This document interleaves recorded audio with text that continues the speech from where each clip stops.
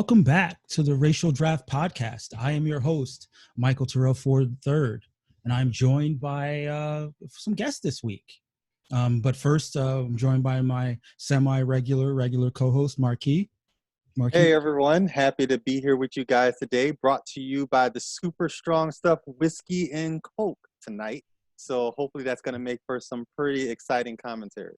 Yes, and on my end, this podcast is sponsored by Whiskey Sour. So it's a double whiskey day. We're also joined by the captain of the White Delegation, Shaun Martineau.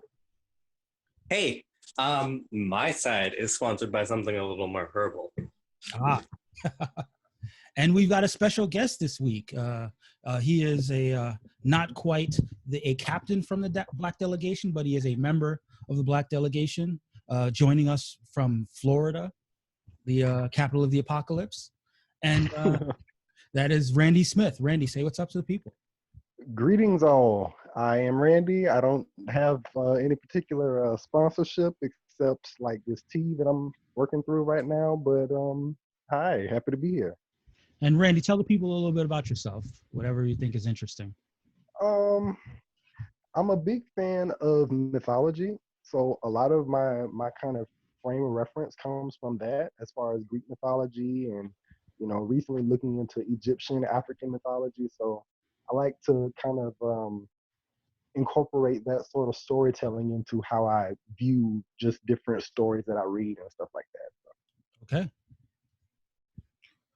So, I guess we can hop right in. I mean, obviously, before we do a full hop in, you know, we also want to just give our thoughts to all the people that are still protesting, that are still about justice, you know, for Breonna Taylor, for Ahmaud Arbery, for George Floyd, and for everyone else that is being, you know, that has had their lives tragically impacted, if not ended, by the police and by police type actions. You know, Black Lives Matter. This is a Black Lives Matter podcast. And, you know, if Black lives don't matter to you, then get the fuck out. But, yeah. Marky, were you following this most recent week? I lurked a little bit, tried to keep up with things, so. Round 8. Yeah, round 8 was pretty eventful. I think we'll go pick by pick, but unless you guys have any picks that sort of stood out to you that you want to talk about, like before we get to it. All right, I guess not. If I could just interject real quick. Sure. I had some hard feelings about about the selection. Sorry, you're gonna just say that? The Silver Surfer, the Silver Surfer, and I mean, I wasn't necessarily mad at it because, of course, I feel like the story behind it was like. I think we lost you for a second. Kiss. It was really, really well done. Okay. But I just wish that, I just wish that we had kind of moved a little bit more proactively on that one. We could have had great things with Nora and Rad on our side. Yeah, you know, the Black Delegation goes their own way, and I believe them that they have a strategy, but you know, the talent that they leave on the board from round to round, you know, folks that I would have liked to see come along our side of things.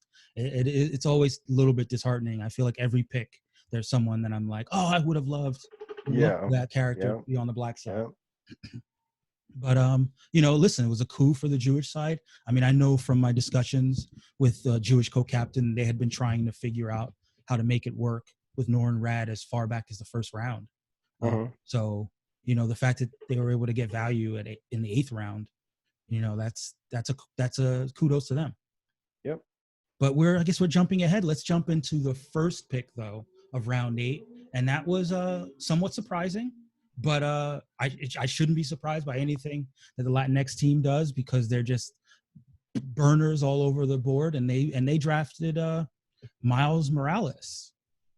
I'm sure everyone in this episode knows who Miles Morales is. Everyone loves Miles, mate. Everyone. Yeah. So you know, I'll try to give the words of their their captain S. Pena that went along with his pick. It was, we lost America Chavez, we lost Catwoman. We will not lose my son's favorite superhero, our Spider-Man, Miles Morales. With a wildly successful movie, a newly announced video game, and books and sequels on the way, Miles is probably the most important Latinx character in the Marvel Universe. Miles' very existence is proof of the success. Storytellers can have race-bending characters into new contexts while maintaining their core, centering people whose stories are rarely told, which this project is all about. So we will take Miles exactly as he is and center him as the heart of our newly race-bent team. Let's go, Miles. Show them how it's done. Now, I do want to give one slight caveat, because this was a discussion that kind of went around a little bit in our Discord group. Miles, of course, is he's Afro-Latino, but his father is full Black, and his mother is Latinx. So, for the sake of our racial draft configuration, Miles is Afro-Latino on both sides. His father is also Afro-Latino, which kind of creates the the full Latinx roots rather than the melding of two different cultural backgrounds. But again, as far as the way he looks and as far as our ability as Black people to somewhat still claim Miles, I'm on board with that. As long as the white delegation didn't get him, hard to complain. That is right, and Same. Shaun had his eye on Miles. Thank you to the people. Thank you to the people when he was up for poll to vote that all the way down. It would have been the Get Out, but with a white man. Yeah. It would have been a masterpiece. Yeah, thank you, people. Thank you, people, for saving Miles. Free Miles. Anyone else have any thoughts about Miles? I like how Shaun has just fully embraced his role as like the heel of the delegation. Oh, for sure. I mean, if you're gonna have, every draft needs a villain, and I'm so happy that Shaun has stepped up.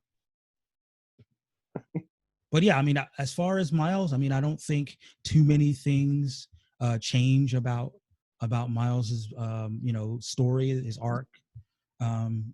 With that particular background, slightly tweaked.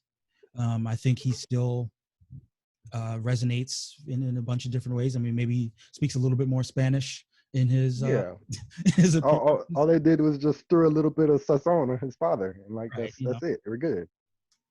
See, Oh, I tell feel me- like this is a good argument for representation in who writes the comics, because how much of Miles Morales' character actually changed by losing one half of his background? Well, the good part is that Saladin Ahmed has been like phenomenally, amazingly good at just how he portrays Miles, and he allows that aspect of him to shine through. I agree. But it's not so overly so overboard that you get like, oh gosh, he's acting so, it's just really well done. And I feel like you could do that exact same thing for his character and nobody will be like, oh gosh, wow, he doesn't really feel authentic now. Right. I think that is excellently done. And I think that one thing that sort of helps in this situation is that, Miles being from New York, I can tell you sort of as growing up in New York that there was a lot of kind of cultural interplay between the Black and the Puerto Rican community specifically in New York, even Dominican as well. So to the extent that they're not often viewed as that distinct. I mean, there are people who do see themselves that way, but overall, when you're young and you're brown, there's a commonality that I think, in this generation, with the age that Miles is probably, much more easier to elide, to where it's not seen as too much of a culture clash. Mm-hmm. Mike, is this the best example that we have of an A-list type character that has been racially bent successfully? Well, that's the thing, though. I mean, I don't necessarily consider Miles a race bend, because Peter Parker's still there. It's more of I would consider it more as a legacy character. Right. And it's probably the most successful race bending of a legacy character. Shaun, can you think of anyone else that's like a different race legacy character that's been this successful? I mean, I could the Green Lanterns, maybe? Yeah, I suppose. I mean, it's weirder because they're like I mean, they were you could conceived maybe. as I mean, I guess you could kind of argue Domino in the movies. Like people accepted her really well, but right. You know, but Domino's definitely a race band. You know, I was thinking more like like that didn't really translate over to the comics. She's still the same in the comics. So yeah, exactly. I mean that too. You know, I mean, obviously we know that you know, Mr. Terrific is a legacy character, but the original yeah, Mr. Terrific wasn't a very, you know, important character right. back in the day. So I'm not sure that qualifies. Um, Were you surprised at how well embraced the animated adaptation of this was? People love this, and it was hugely successful. well, I mean, I love the movie. It's one of my favorites, if not my favorite Spider-Man movie.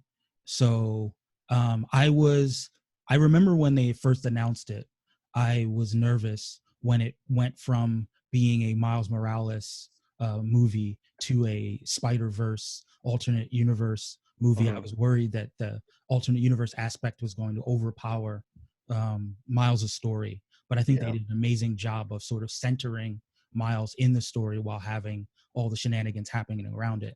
And, you know, Peter Parker was able to successfully be a co-star in the movie rather than it be Peter Parker's story featuring Miles Morales. I right. wouldn't even say co-star. I would say strong supporting actor. Yeah. The I mean, one Yeah. thing I really love about Miles Morales' story in particular is it really emphasizes anyone can be under the mask, you know? Like Into the Yeah. Spider-Verse really hammers that home. mhm. Imagine the story where Miles gets to pass on the Spider-Man mask. That's gonna be it's gonna be a Yeah. story. Yeah, I mean Yeah. that's good. I mean, I would imagine that someone is writing that story for like the future. You know, 20 years, 30 years from now. I'd like to see Miles get a run. You know, at least a generation of Right. people just really knowing Miles as a Yeah. mainstay. I mean, one of the issues that I do have with Miles is that, you know, coming from an alternate universe, I still don't think they fully established him in the 616 as a native. And you know, they're still trying to write those stories to figure out like what his origin is in that respect. Right. You know, some of you may know that I'm an avowed hater of alternate universes and We alternate know. so anything to establish Miles as kind of belonging in the universe that we're watching rather than being an outsider who is some, you know, is some through some machinations is allowed to stay in the main universe would be well received on my end. But anyone ever else have any thoughts about the pick, about Miles? What his future might hold? And I mean, Shaun, you're our resident FCL guru. So what do you see Miles playing in the next couple months in the comics? Oh, like if we were playing to compete, Miles should not have made it past round 2 or 3. Okay, Like that Miles Morales is like your teen hero Yeah. at Marvel. got it. Yeah. So Yeah. yet again, Latinx team gets value. You know, other teams are just letting value slip. Talking right at you, Black Delegation. Right at you. It's over their head, Mike. But I mean, I guess that's as good a transition as any to the Black Delegation. And you know, I mean, as much as we want to joke about the Black Delegation, they came strong this time with the second pick of round 8 because they drafted Thanos. Yep. Now, of course, you know, the obvious question is, but Thanos is a big purple alien. Like, how can he be black? And to which I would show you our art that we, you know, actually I'll take during, I don't know if I know Marky, you're not on Twitter, but when, you know, in the year between Infinity War and what's his name, and the year between Infinity War and Endgame, all types of memes were Right. proliferating, which were able to recast Thanos as a black man. And He's I would say, Space Debo. so I Has think, anyone used Blanos? Because I wanted to get credit for being the first person to say Blanos. I mean, you can claim Blanos, yeah. I claim Blanos. He's literally Space Debo. Like he that's his thing. He goes around bullying folks, trying to take their resources or whatever, and he claims to have some grand plan of like pleasing death or whatever. But in the end of the day, it's just serving his own purposes. So. And he's kind of like a hotep if you really think about it. If you from the right point of view. We was Right, you are king. Right, you are. he's trying to make he's trying to street harass death. Hey baby, what you doing, baby? Hey, this is, But question, do we think the black team is overcompensating a little bit here now because of the criticisms that maybe some of the earlier picks were underpowered and now they're overpowering? I think that they just have an orientation towards villainy. I think I think that that's where they're truly like inspired. There's so much that Freud could they're read into that, but I think that generally, like, it's a really good idea just because, right? But I feel like it's, even though it is possibly like overcompensating. Wait, Randy, could you say like that last part earlier too? Could you say that last part again? Well, I just say because even though it could be read as overcompensating, I also feel like he should have been one of the earlier picks too, because like he's become so like prevalent in terms of like we're seeing TV show, movie, whatever, and they're referencing Thanos now more often in a more visible light. It's not like just over in some far-flung cult fave comic book. Now it's like he's kind of up front and center. Yeah, I mean, I'm hearing songs where Thanos is one of the punchlines of like mainstream songs.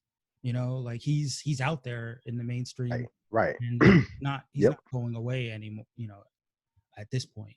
I also am shocked that this character is still available. Yeah, so I co-signed that. I was like, oh, no one already drafted that character. I was totally surprised he was even still on the board. And little piece of trivia: in the first Avengers movie, the person that they used for the mocap was in fact a black actor. Yeah. Before they went with James Brolin or Josh Brolin. Right? Yep. But so we totally missed the backstory that they wrote up for Thanos. So let's dive in right now. Oh, I'm sorry, the black story. Or Blanos. From birth, he was different, the darkest of his people, an anomaly among the Titan-born Eternals. His brother, perfect in every way. Thanos, the Black Titan, was the first Black Titan on the moon which they lived. His father and mother, both with white skin, were shocked when he was born. It took months of genetic testing before his father would accept his child. As Thanos grew up, he was treated differently than the others in the world, although he was smarter and far stronger, faster, and agile than anyone else. He was never treated as such, considered lesser by the white Titans. As an outcast, Thanos wanted to embrace his blackness and discovered books on the dark arts. His intelligence made him a master quickly and gained the attention of Mistress Death. Over the years, Thanos learned all he could from his dying piece Death, making him one of the most powerful and intelligent beings in the universe. So I mean, they included the motivation of obviously the whole what do they call what's the deviance, the idea of him being born with this quote unquote deformity, but his deformity being blackness, and having that kind of motivate his he thought he was better, but he was treated like he was worse. I mean, that's a classic villain origin story. And why overcompensating by limiting the universe is a villainous scheme all its own. So I mean, I'm all about it. It was a powerful pick. I am a little concerned that the Black Delegation is leaning so heavily into the villainous ranks. Hopefully there'll be more heroism in the coming weeks, but I can't knock the pick though. The pick is glorious value. And just to follow up on that, Mike, the idea of taking characters that are historically villainous especially in regards to blackness and Yeah. recontextualizing those characters makes a lot of sense for purposes of the racial draft and what we're trying to achieve here. So I actually do respect it from that perspective. No, like I said, it's tough because, again, as Black people, we're seeing It's a little bit too hard. Right. Oh yeah, I mean, yeah, it is. One, it's too real.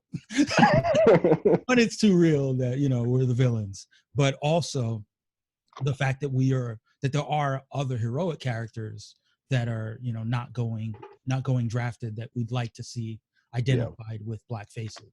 I mean, at least speaking for myself. Shaun, you probably can't speak on this because you're your team whitewash, but did you feel like Thanos was a loss for you guys? No, I mean we also don't claim Grimace. So oh, the shade. I mean, he's like the cosmic colonizer. I feel like that could have, like I said, that could have been earlier pick. Somebody could have chosen him if they were so inclined. I agree. That is actually really smart. I didn't consider that. So the feedback on that one is that S. Pena, captain of the Latinx team, said she loves everything about the Black Delegation's pick lately. R.I.P. Big Purple Papa. Someone came with the Thanos with waves meme with the infinity wave cap, it looks like. Our buddy Martin from the chats is he asked if Thanos has his bling. Thanos is all about his bling. Immortal Beloved from Twitter said it was sweet.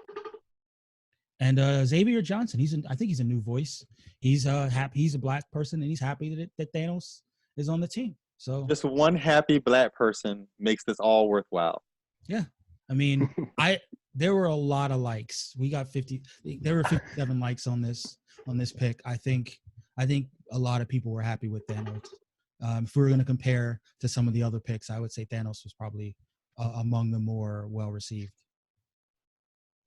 However, let's go to your pick, Shaun, and then we'll leave it to you to explain your pick. Okay, hold on. Let me pull up my notes. And while Shaun is pulling up his notes, let me just say this particular pick was a bit unknown to me. So if Shaun could educate me a little bit while he's talking about a character, that would be great. Oh, I love this character. I'll do some education. While I'm digging up my notes, let me talk about Wiccan. So he's like the son of Scarlet Witch. He basically got she ripped apart reality and then brought him into being. He also has a brother, but we don't really talk about him much. Sadly, we only talk about Speed. Is Marvel really has no love for their speedsters at all, sadly. And I always kind of keep my eye out for Quicksilver, Speed, or the Blur, or whoever. Yeah. Okay, but they've been a member of the Young Avengers. They've been around for a few years. I think Randy, we lost you for a second, so make your last point, and then Shaun, you can hop in. Okay. Oh well, no, I just was mentioning Marvel tends to kind of sideline their speedster characters. They don't really make much use of them. It's DC kind of has their whole love for Wally West, and not Wally West, but at one point Wally West, but not recently. Shout out to Dan. Yeah, so they usually I kind of expect my speedster love to come over from the DC side, and I would love to see more as far as Speed or Quicksilver is concerned, but no. So I have a theory. I do have a theory about that. I think that because Marvel's character sort of came about later, sort of 60s and 70s when the science of it was maybe a little bit more developed. I think they realized fairly quickly how overpowered speedsters could be, and they sort of limit their exposure. Because really, if there was a character in Marvel who had the abilities of the Flash or the Reverse Flash, that character would pretty much rule the universe. Yeah. So as to not have those kind of overpowered characters floating around, they generally make kind of underpower them as compared to the DC level speedsters. That's my theory anyway. I think that's fair. All right, but Shaun, sorry, you're up. Talk about Wiccan, aka Demiurge. Is that how it's pronounced? Demiurge? I believe so. Yes. Let's go with yes. Sounds better. Okay. I'm saying like Demurge in my head. So Demiurge sounds better. But in quick response to that, though, because I want to respond to that quick, they did a single issue of Young Avengers that was about him and Prodigy, and like the way they explained how he uses his speed was really interesting. Because if I remember correctly, like he tires at the rate a normal person would, but he moves so much faster that he can just like achieve so much in a day. That it's remarkable, but it's treated very differently than I thought how like the Flash handled things. Yeah.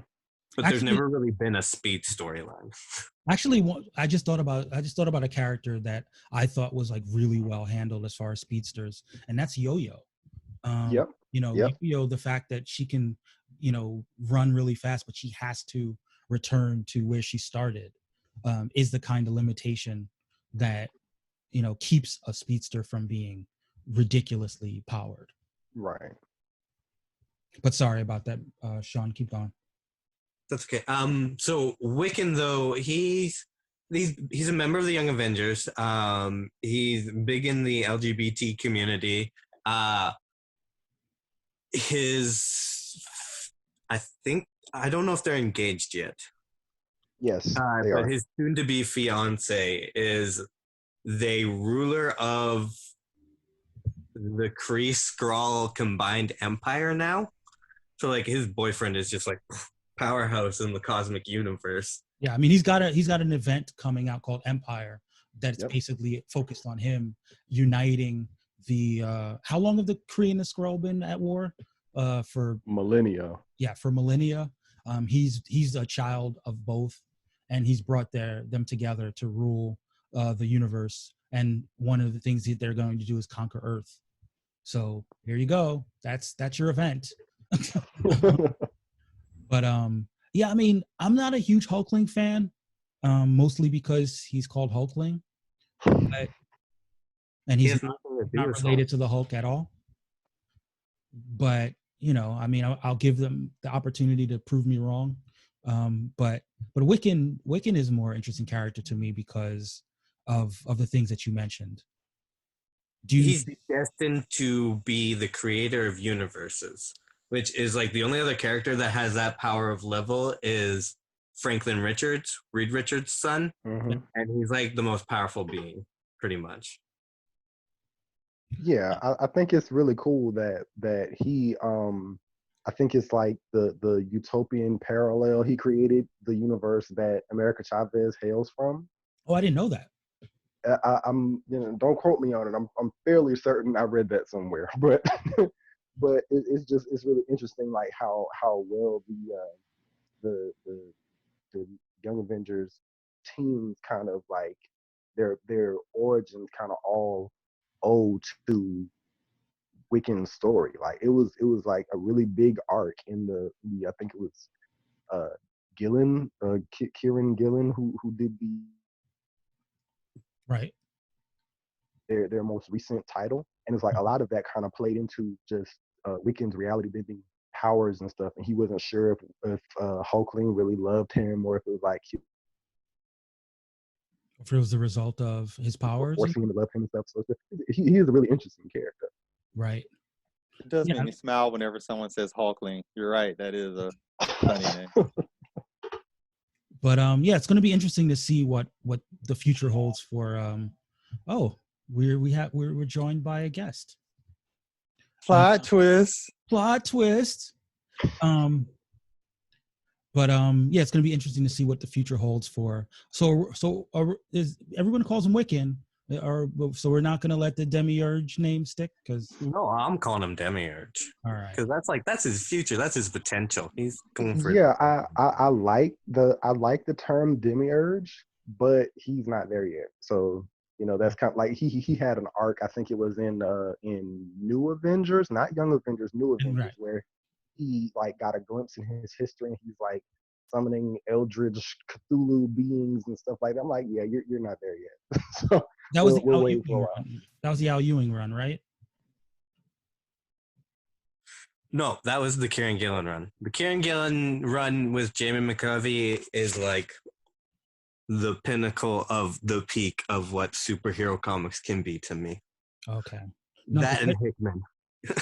Oh yeah, I mean, because I actually thought that the Al Ewing run on New Avengers was very underrated, Yeah. and I mean, as a huge fan of Bobby DaCosta, anytime we can get him in a book, I'm a fan. So Any yeah, team, I was just about to say, like any team that can put Wiccan and Hulkling, like these incredibly powerful characters, alongside like Squirrel Girl, and like everybody just shine all on the same level, I'm good. right. So yeah, so we were joined by the captain of the multiracial team, Frankia Bernstein. Frankia, say what's up to the people. Hi, everybody. Nice to Hi. be here. The show just got real. It got real. So we're on the third pick of round 8. So feel free to give your thoughts about the first 3 picks. That was Miles Morales, Thanos, and Demiurge. If you had any thoughts about those picks. Yeah, I had none. Yep, Right. nothing. Okay. Thanks for coming on, Kia. Thanks for coming. Amazing as Anytime. always. Anytime. But we're just in time with sorry. Shaun, did you have any more thoughts about your draft pick? Because yeah, because I didn't even really talk about why I did it. I did it because I'm going after everybody's legacy, and this week it was the Polynesian team. got it. Their kid is now white, and like the way I wrote the character was like I've been using these as like opportunities to like use them as metaphors for things, kind of. Mm-hmm. This one was appropriation because it's like in this version he gets his power from his mother's like place of power, and he's basically just taking from that, and he has like no relationship with his mother or anything. Oh wow. Appropriation.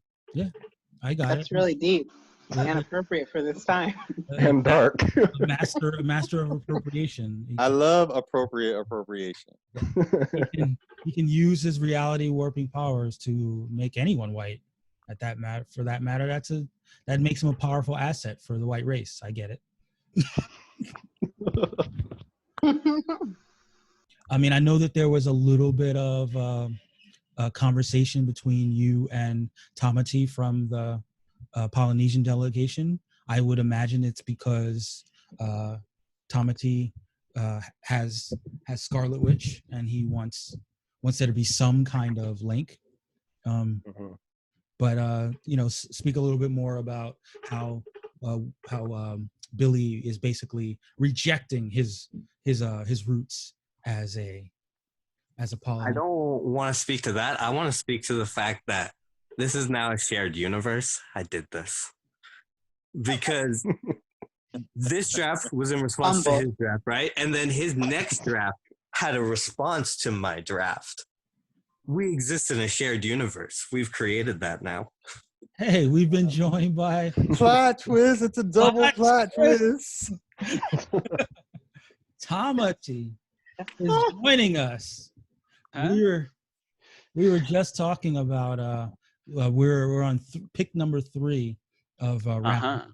So we were talking about Billy Kaplan, Yes. the son of your Scarlet Witch. Please keep talking. Yeah.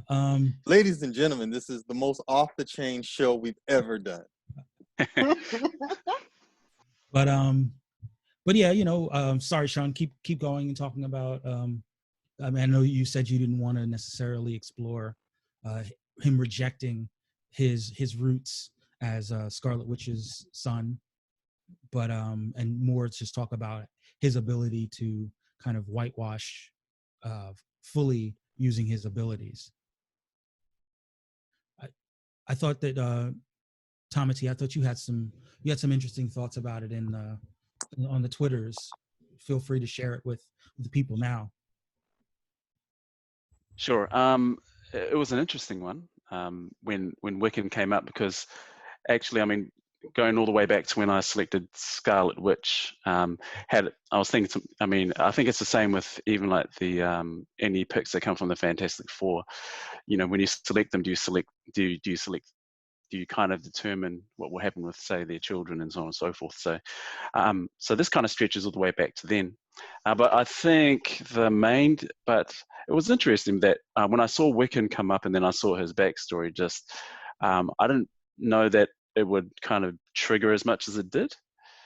I guess for me, when I read the backstory, it really did kind of bring up or the narratives, well, the colonial narratives around like the stolen generations, and basically the taking of and I know Canada has their own version of this, and Australia has theirs, and I guess us to a lesser extent here in New Zealand have had that in our history as well.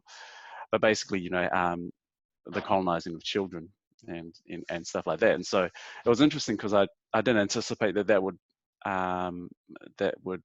I'd be triggered by something like that. But yeah, so when I read the story of Wiccan, I did feel some kind of way about it, when it came through. I totally understand why you would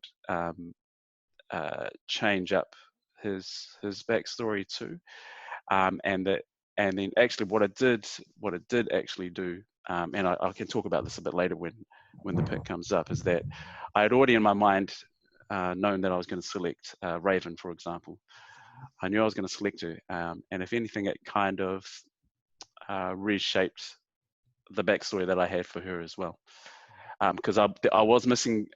There were some missing pieces as well as far as the backstory I wanted for Raven, and so then when Wiccan came through and I had the thoughts around that, it kind of actually brought everything together. So in a way, I think the Wiccan pick actually really helped with the narrative that I eventually built around Raven. So yeah, so it was a handful of mixed emotions, I think, with that selection. And I think that's one of the more interesting things about this too, is that, you know, that it can be quite close to home, and it really can stir up emotions, which is, I think that's fantastic, to be fair. You know, I mean, as this. a member of the Black Delegation, yeah, you get it very intimately what it is to have emotions stirred up by picks. Welcome to our world, man. Yeah, I feel that. So yeah, so that's how that was, I guess, my thoughts around Wiccan. So yeah. I'd like to apologize. I'm sorry about that, because like I have embraced the supervillainy when I was playing this, and I think I definitely took it a little too far, and I apologize for that. No, don't apologize. You're the white guy. Don't apologize. It is Absolutely no apologies needed. No apologies needed. I'm apologizing for causing a trigger. You know, like no. You have to do that is something I caused. I'm apologizing for that. No. You have to do the non-apology apology. Yeah. I'm sorry you feel that way. What's your apology for Raven then? If this is a non-apology, you have to lean into your villainy. I was gonna say though, what I thought was interesting with this, I was bragging about it just before you came on, is this kind of created the first real shared universe, because like you had your character, and then I drafted mine in response to your character, and then you drafted another character that acknowledged that draft that I did, and therefore there's a shared universe here. Well, you know. So Mike, I gotta ask you. Kind of been playing in their own little realms, kind of. Yeah, I gotta ask Mike about this. So I know earlier Mike said that originally when he envisioned this, he didn't think of it, the teams, everyone building teams that were supposed to work together. And also, Mike, did you think that you were creating a shared universe? Yes. So to answer your second question, I definitely thought I was creating shared. Sure you did. But not necessarily a So it was my plan all along. What I was hoping. Excellent. What I was hoping was constantly hoping is that as these picks were happening, that the future picks would have to acknowledge the picks that came before them. So, you know, the strategy going forward is that if a character that's in a family or has an existing relationship with a character that's been drafted is being drafted, that next person, when they're considering the backstory, considers the ramifications of this new relationship. Or even just like the relationship between like characters who are normally considered like friends or love interests or enemies or whatever. So, exactly. So the idea of, for instance, Storm is on Tamati's team, but Black Panther is now on the Latinx team. So the fact that they had or have an ongoing relationship, that relationship also is kind of recontextualized with those two people having different backgrounds. So I always envision there being either a shared universe or multiple shared universes based on whether these characters were Marvel or DC, in terms of like what it meant for them to take on this new identity and embrace this new culture and have to interact with the characters that they previously interacted with within these new contexts. Mm-hmm. So I'm happy with the fact that we're, especially the fact that Shaun, has mentioned that he's targeting these legacy characters and having to have these older characters interact with their offspring, who, for one reason or another, are now being white. I think it's an interesting approach to the shared universe. As a front runner, I just want to say I'm really glad that Shaun's not concentrating on trying to win. I think that's great. Be careful, Kia. Shaun's got nomination ability this round, so. That's why I popped on. You do not want Shaun to block. It's always a pleasure, Frankie.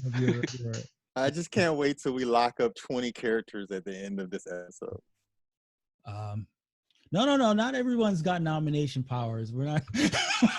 We're not doing it. We're not doing a 3-hour. I will veto my nomination. I feel like that's discrimination. We're gonna lock up 25 characters. It's gonna be amazing. But let's give some of the feedback from Twitter. Annie, the captain of Jewish delegation or co-captain of the Jewish delegation, says, "Oh ho ho! A challenger approaches to the pick of Wiccan." Toast from the Black delegation, co-captain, that solid flex, great character.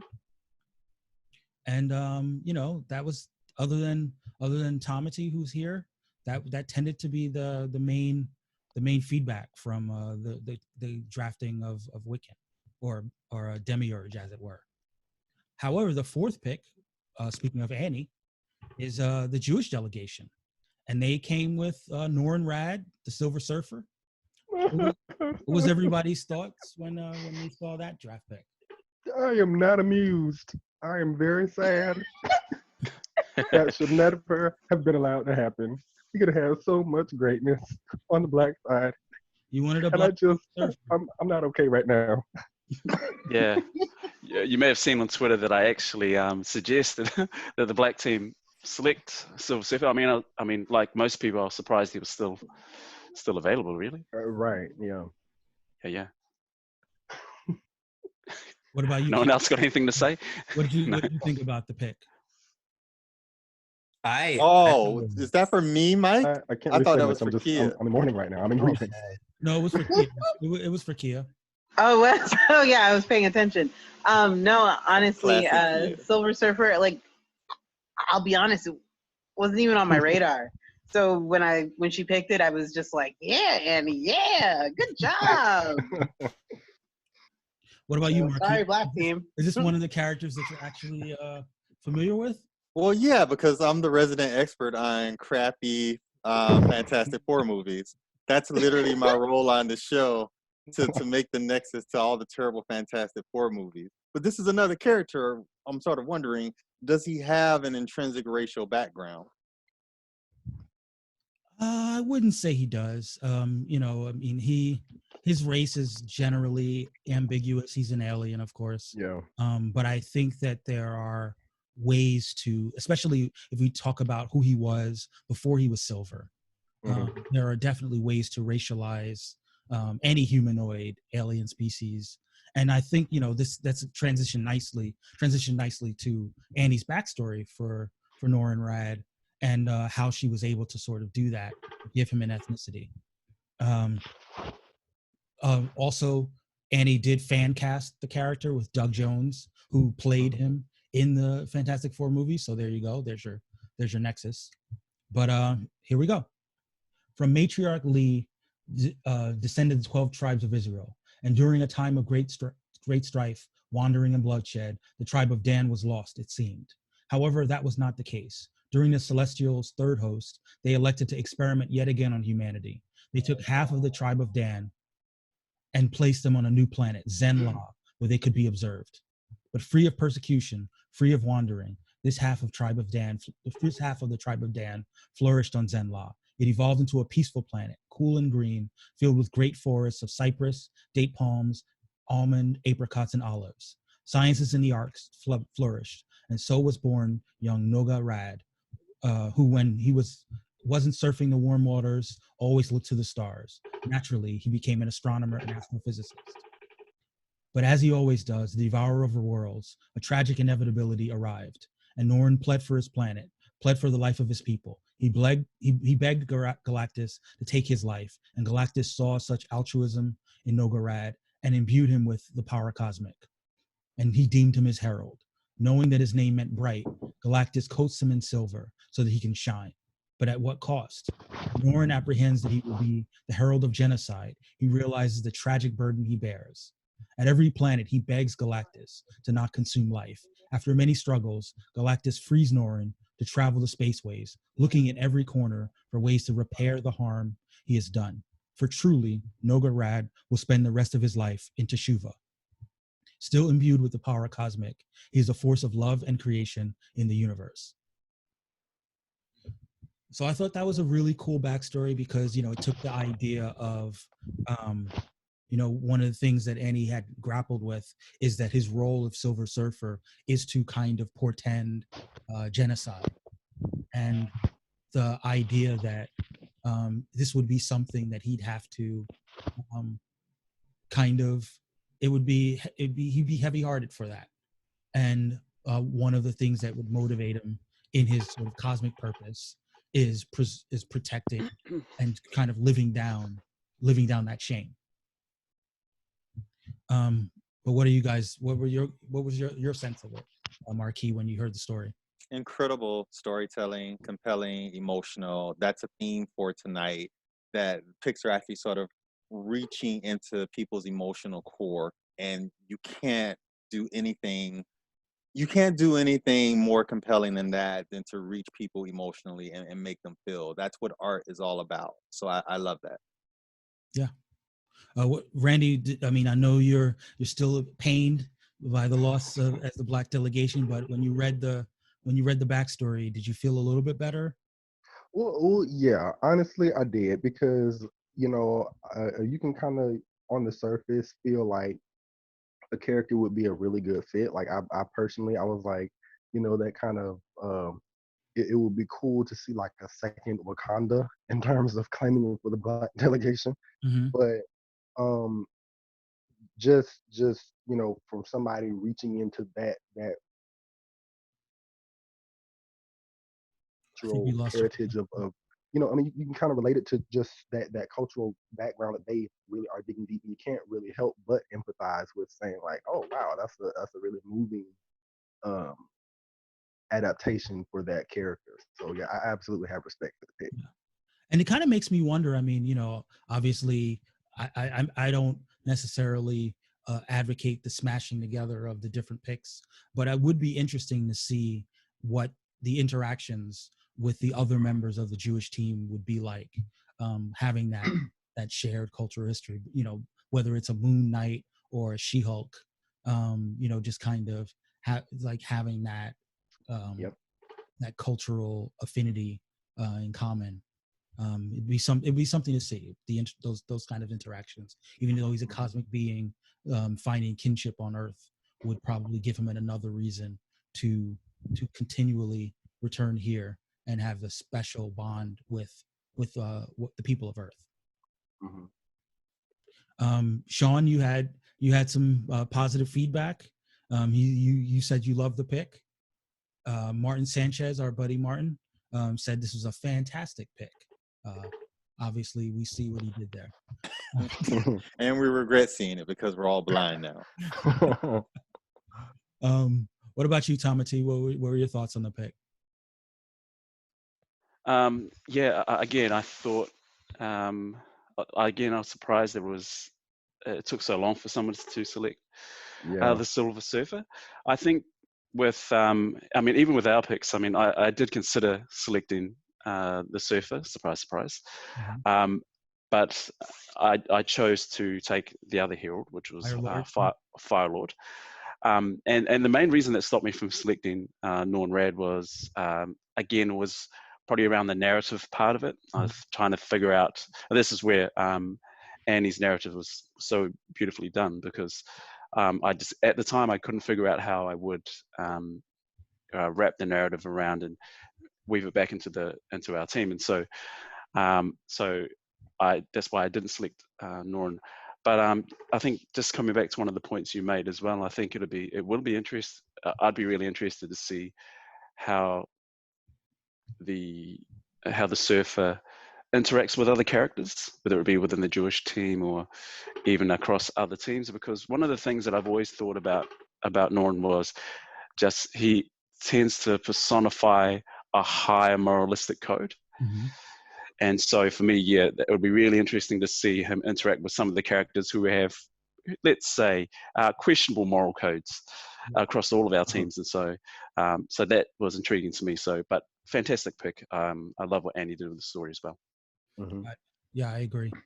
Kia, as a somewhat member of the tribe, what were your thoughts on the pick? I mean, beyond just, yay Annie. That's all I gotta say is yay Annie. I mean, anything Annie does is like gold. I mean, I think she's like, second in line behind me in terms of like, this whole game. So I don't know what else to say. Definitely detecting some gender bias here. Didn't come on the podcast just to get roasted. Come on, guys. This is great. Okay, all right. So let's jump to the fifth pick though, because the fifth pick, is one of my favorites because who doesn't love Dick?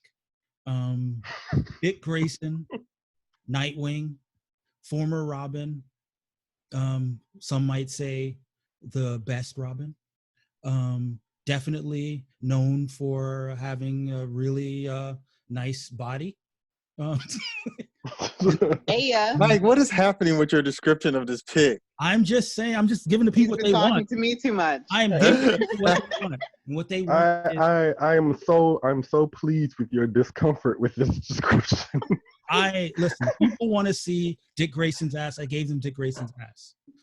Yes, you feel like I'm missing something. Ow! Ow! Pretty sure Kia just got bit by her cat. So, Marky, the most important thing you need to know about Dick Grayson, above and beyond everything else, is that canonically he has the best ass in the DC universe. He got a booty though. Yeah, oh my god!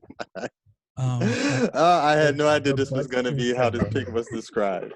I mean, I think I remember you talking about that, Mike, on the phone, and like you talked about it for like over an hour and a half. So like I know you're really passionate about his booty. Like, you want to go into description? Like, you want to say the description that you were telling me on the phone? I think sometimes private conversation need to stay private, kid.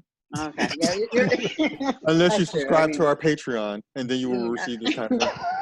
I just remember you really harping on your butt envy, and like things you were doing to try to like get his butt. It's okay. I could be wrong. You gotta have role models. You gotta have goals. Are you sure that he meant the exercise routine when he said get his butt? I wasn't sure. That's why I said on the phone. Listen, I'm still kind of confused about that.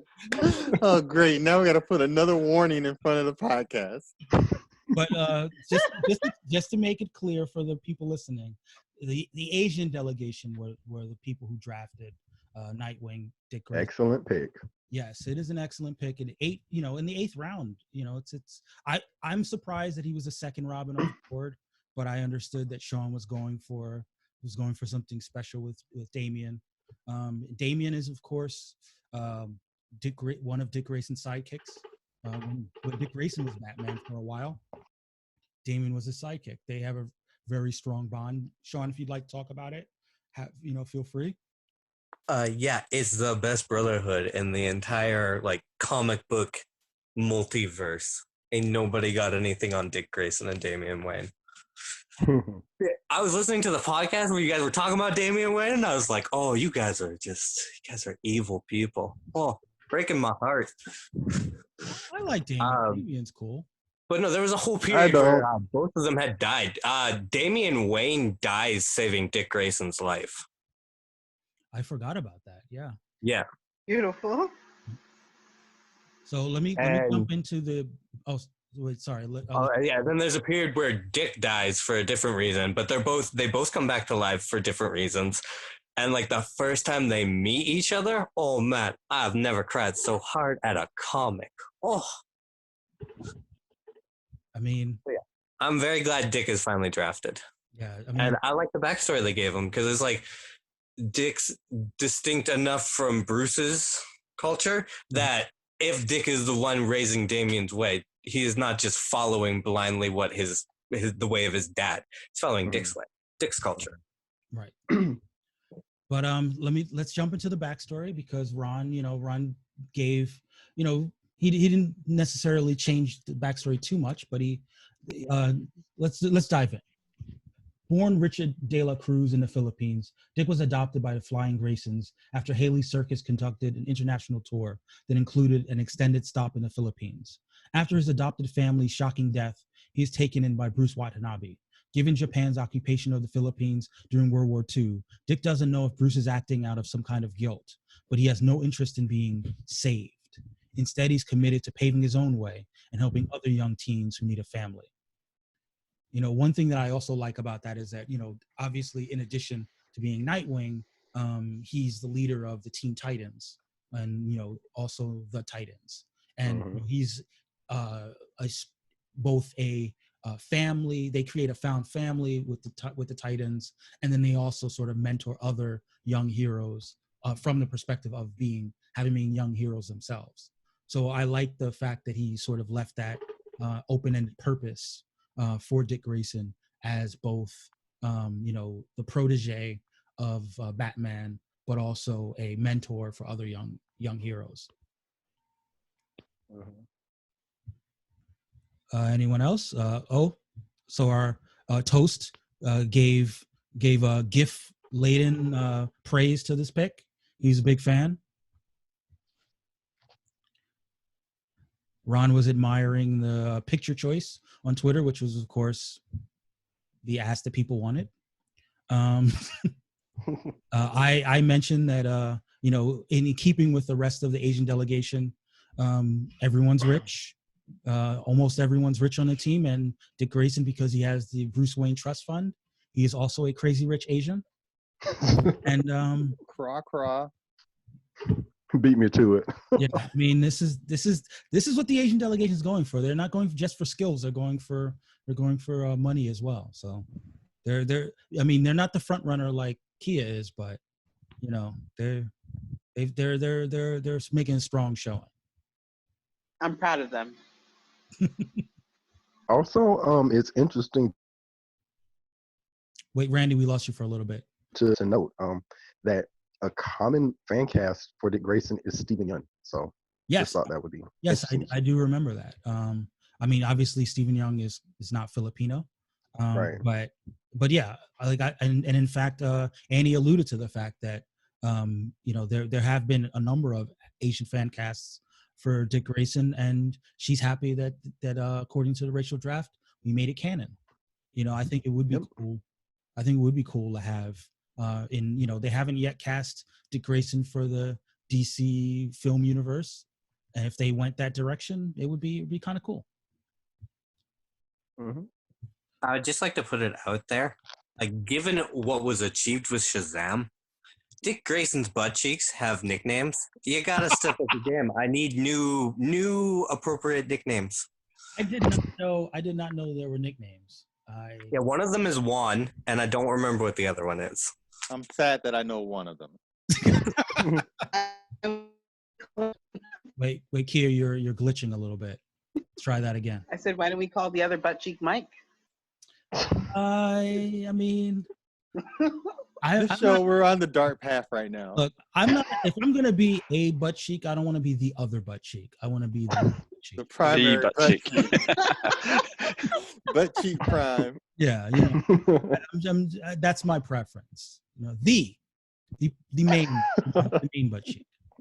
But I mean, is that everyone's final thoughts about Dick, or does we want to talk a little bit more about? I'm actually really sad right now. I'm actually sort of bitter that this will definitely be our highest rated show now that we're filling the lowest common denominator. Whatever it takes. Ratings are going to be You're off the welcome chart. for my inappropriate jokes. You're all welcome. But, listen, who better than 5 guys and a girl to talk about Dick?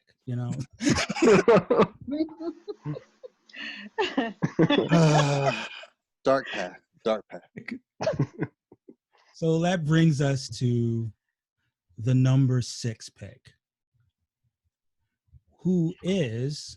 Oh, that's me, I think. That is you. Yes. All right. Tamati, please bring some class and sanity back to the podcast. But not too much. Okay, I'll try. So how you want to do this, Mike? You just want me to kind of talk through it? Yeah, talk through it. Yeah, sure. Yeah, as I mentioned, Raven had been kind of in our plans for a while, and again, this goes all the way back to Scarlet Witch. If you have a good look at the team we've selected so far, you can pretty much see it's broken into 2, and so you've got your senior members of the team, but you've also got your younger members of the team. And so when I was thinking about someone who was kind of a reflection, or could be someone that the Scarlet Witch could take under her wing, per se, Raven was who came to mind, even though she exists in a whole different universe over in DC. And so the thing was to build a story around this selection. So I'll quickly just go through the story and just give a few other thoughts about it. So as you can see, we had her in a parallel reality, and that was an attempt to kind of bridge how she would come from a whole other universe and stuff. You have America on your team. This is true. The punch through. Yeah, and she plays a part in the backstory you saw as well. But the story for Raven was that she was raised in foster homes, really bad foster homes, and so she had seen kind of the best and the worst in people as part of her upbringing. She was prone to having, I guess, vivid dreams, which were, in a sense, were kind of premonitions, really, about a whole lot of different things. Some of them were about her own inner struggles between good and evil, which is something that kind of harkens back to her original backstory, which was the constant tension between good and evil within her. But in this, I also see that she was kind of chosen by the god of chaos in this story, Fiddle, who chose her to be his successor. And so took her back to his dimension, where he basically trained her, gave all the tools to be able to absorb all this magic. You'll see that I've kind of plotted in there too some terms which come straight from Māori culture, which is karakia, which is kind of an incantation prayer. And the thing is, it's within Māori culture, it's not just around the spiritual as well. You can say these incantations to trigger things in the everyday world. So it's kind of, I don't want it to sound like it's just a spell. It's actually like it's an affirmation at times as well. It's gonna be those things. But go on to say that Fiddle could see that if she could master not only all these incantations and stuff, but also just the inner struggles that she has as a person, that it will unleash her full potential. And that's the strand throughout this as well, around potential. Carrying on, she, in her dreams as well, she hears someone calling to her, and calling what she thinks it's someone calling to her, and she's affected by that. Around about the same time too, she notices that there's been an event where something is kind of tearing a hole in the reality, in the dimension that she's in. She, out of curiosity, decides to follow that and finds that it was actually America, or Utopia, as she's prone to do, is kicking her way through different dimensions, trying to get home, where she eventually ends up in the world of Scarlet Witch. So she appears there, meets up with the Scarlet Witch, who explains to her that she was the person calling, but it wasn't actually for her. She was calling for her son Wiccan, and asking him, to come home, basically. And it's something that happens in Māori culture as well. The karanga, or the call, can be something to welcome people, but probably the most powerful karanga is when you're mourning, and it's a call of sadness. So you're calling to your ancestors, you're calling to loved ones who have been lost, with the intention of them coming home. And so she explained that to her, and there's that connection. And then, of course, that the number one connection they have is to the god of chaos. And so Scarlet said to her, I can help you, and there's a bit of reciprocity there. And Raven said, well, I could help you too. And there's a secret in the name that I gave her. So the name that I gave her is, in the reimagining, is Aranga, and Aranga means to emerge. Okay. It means to come forth from light, from darkness.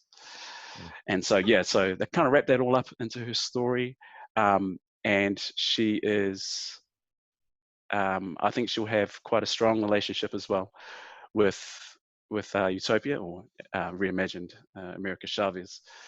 And so that's kind of where the story's at. And I was always very interested to see kind of everyone's reactions to it. She's my first DC character as well. I was going to ask about that. I was going to say that up until this pick, it was all Marvel. And the idea of them interacting in the Marvel universe, things like that happen all the time. These kinds of interactions. Given that she is a DC character and has the connections, in fact, to Dick Grayson, from being in the Titans, did you envision her to still have some of those friendships and connections with the existing DC characters? Obviously, I don't know if you guys are all fans of the Teen Titans animated series, where you have Robin and Beast Boy and Cyborg. Did you envision her having those kinds of still being able to form those kinds of bonds with the DC characters at all? Yeah, I mean, I think, and it's a bit of a cheat code, really, having Utopia in the team, because she provides those opportunities to go back and forth. Hey, Raven could even herself could do that, being able to travel through dimensions and stuff. So, possibly. I mean, I didn't think.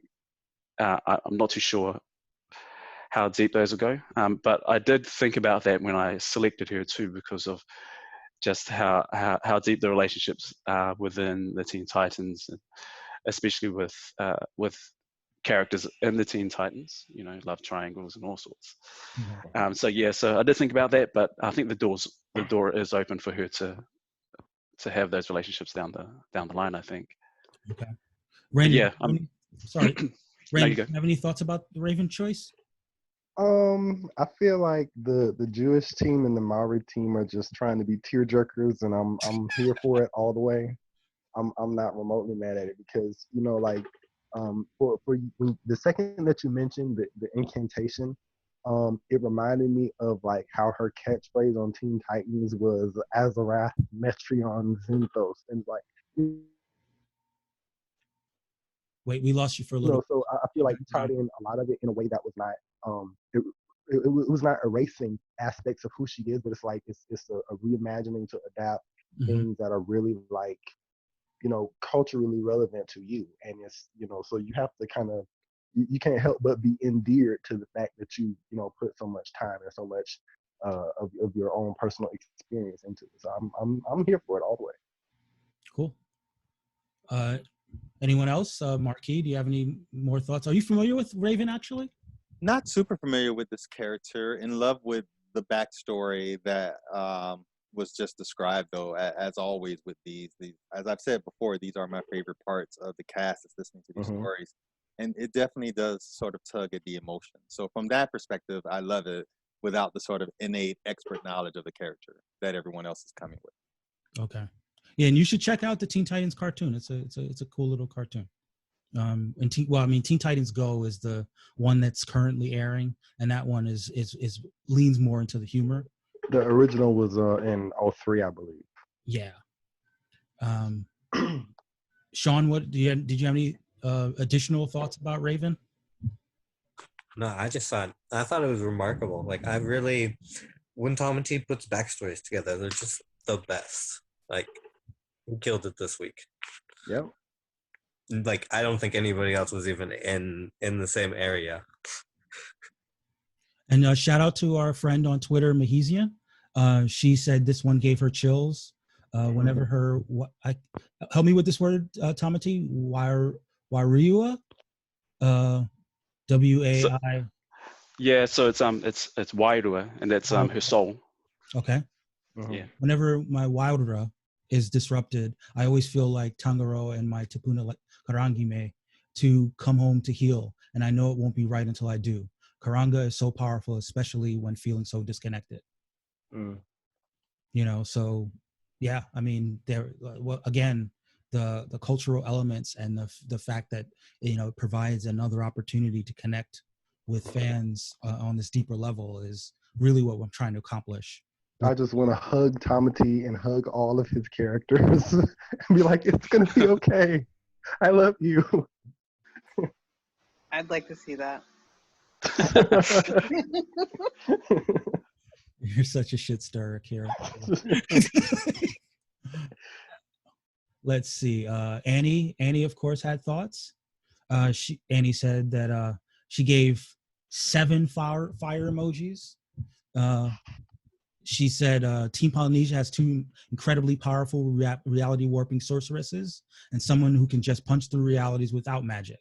I don't see any other outcome than Team Polynesia winning at this point. And then, of course, 4 fire emojis. So she's awesome. She's a listen. As the front runner, Kia, you have to be worried. I mean, on an emotional level, yes, Tamati touches people. Like Randy. I mean, that's all I have to worry about. I mean, points are points. You will not clip. You will not clip that. You will not clip that. No. She's like, yeah, I guess you have some emotional resonance or whatever. So, Tamati, question for you: when you're crafting a story, when you're crafting a backstory for a female character, does that change sort of the way you're approaching it, or is the sort of level of care and detail the same regardless of gender? Like, do you talk to your wife a little bit? Do you ask the kids, or? It's a really good question. I mean, I think I take the same amount of care with regardless whether it's regardless of gender and whatever. But with stories like Raven, yeah, I mean, I actually I've talked to my daughters about this stuff, and Raven's but it's not also too much older than your daughters, right? No, not at all. So I have daughters around the same age, and you know what I mean. And a lot of these stories are taken directly from experiences that I know of, that within people that I know and their family backgrounds and stuff. And so it's really just kind of bringing that through and trying as best as possible to keep the right amount of creativity and respect with it. So yeah, it's an interesting one, I think. But my approach with all the stories is to as much as possible make them real. Mm-hmm.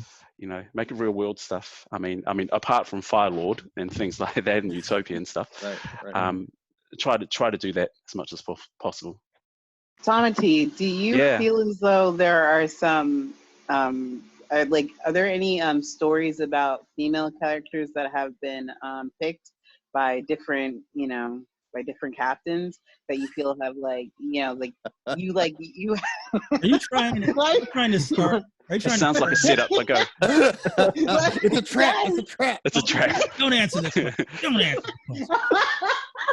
If I was No, American, guys, I'd plead. If I was American, I'd plead the fifth right now. We are moving along. And fine. Don't answer my question. Nice track here. Apropos of nothing, we are moving on to the Native American delegation. Let's go. Apropos of nothing. Yes, the Native American delegation.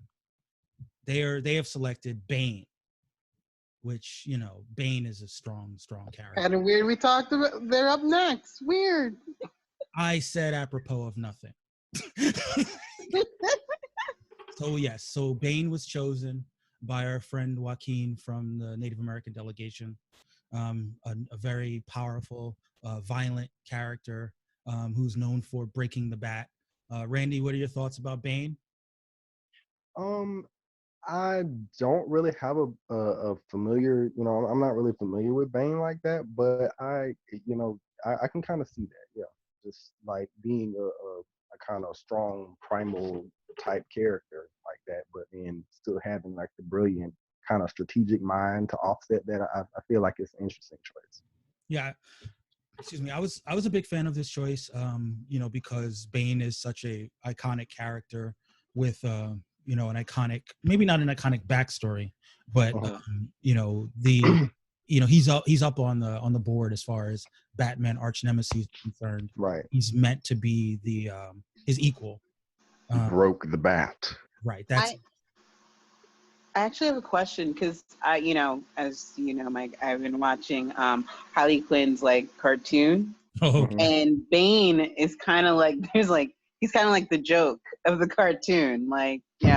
He's always really emotional and kind of dumb. Is that how he because I'm not that familiar with him. Is that how he's portrayed in the actual comics? No, not at all. The one thing that I think they do well in their portrayal of Bane as compared to the comics is when it really comes down to it, he can really jack Batman up. I don't know how far into the Harley Quinn series you are, but when they actually had their Batman versus Bane fight, Bane really kind of did a number on him. But other than that, no, Bane is supposed to be Batman's intellectual equal.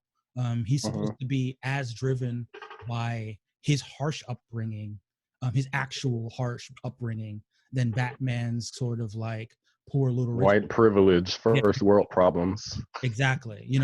That's why that line, in The Dark Knight Rises about him saying that you embrace the darkness, where I was born in it. There is a big chip on his shoulder with regard to Bruce Wayne. That he's this avatar of darkness, but he's not really. He's grown up in wealth and privilege, and Bane had to scrape himself up from the bottom of the bottom. Started from the bottom. Now we're here. Beat me to it. Yes, he did. This character just doesn't. I'm not an expert on the comics, and maybe he works better there. The iterations I've seen of this character haven't really done it for me. He didn't do it in The Dark Knight Rises, and I'm looking at the artwork, and he looks like a WWE type character. I'm like, I'm watching World Wrestling now. Not quite getting it. You guys are describing a story that hasn't reached me yet. Yeah, I'll recommend some comics to you. I think Tom King had a nice little. I think it was 3 issues run called I Am Bane, which really explores those parallels between Bruce Wayne and Bane that really kind of set off why you should care that, he's in a lot of ways. Obviously the Joker is the A1 arch nemesis of Batman, but in a lot of ways, Bane is his counterpart. And it's just one of those things that I think is better captured in comics than in movie form, because of how much sort of meticulous planning usually goes into whatever scheme Bane decides to use to break the bat when he chooses to do so. He's a much more of a long form, sort of a long form nemesis than a 1 hour or 2 hour enemy. I accept that, because in the movie he's basically just a pawn by the end who had no agency over anything. Yeah, and I get that. I mean, it's unfortunate also because a lot of people play with the depictions of him, being so big and muscular, and that really, that being what you see about him, but that's not what makes him formidable. What makes him formidable is his mind. Yeah. But let me jump into Joaquin's backstory because it's a wild ride. Is it safe to read, or is this another warning for the audience? Put the kids to bed. But it's not. Like I said, if you have small children, maybe don't listen to Joaquin's backstories. Podcast After Dark. His name is Little Bear, or Shash Bizaye. It is the late 1800s. The Apache Wars are coming to an end. Little Bear, still reeling from the death of his wife, goes on a raid, killing in all forms that the Apache do not deem honorable. With that, he is kicked out of the tribe by the elders, along with his son. They are out in the wilderness, surviving on their own for years. Little Bear begins to teach his son hatred for not only people outside the tribe, but for his own people as well. His son learns this. In doing so, he grows up, subjecting himself to battle after battle, training himself and becoming a huge physical specimen. After his father's death, and with all the battles, exposure to the outside world, the son subjects himself to the knowledge of the outside world, the real prison, trying to gain his people's favor time and time again, only to be rejected. For this shame, pain, and anger, he dons a mask to hide it, to keep the pain at bay, as they said in The Dark Knight Rises. He becomes a threat not only to the outside world, but to his own people. They begin saying that he is poison or snake venom, an enemy to his people. So all battles he engages in, he develops a following of other outcasts. They all challenge him, only for them all to lose one by one. But with all this victory he has accumulated, he grows bored, and he hears the ramblings of his subordinates, talking of a huge bat, inflicting fear in a city called Gotham. Hearing this, he makes his way there, finally finding the bat.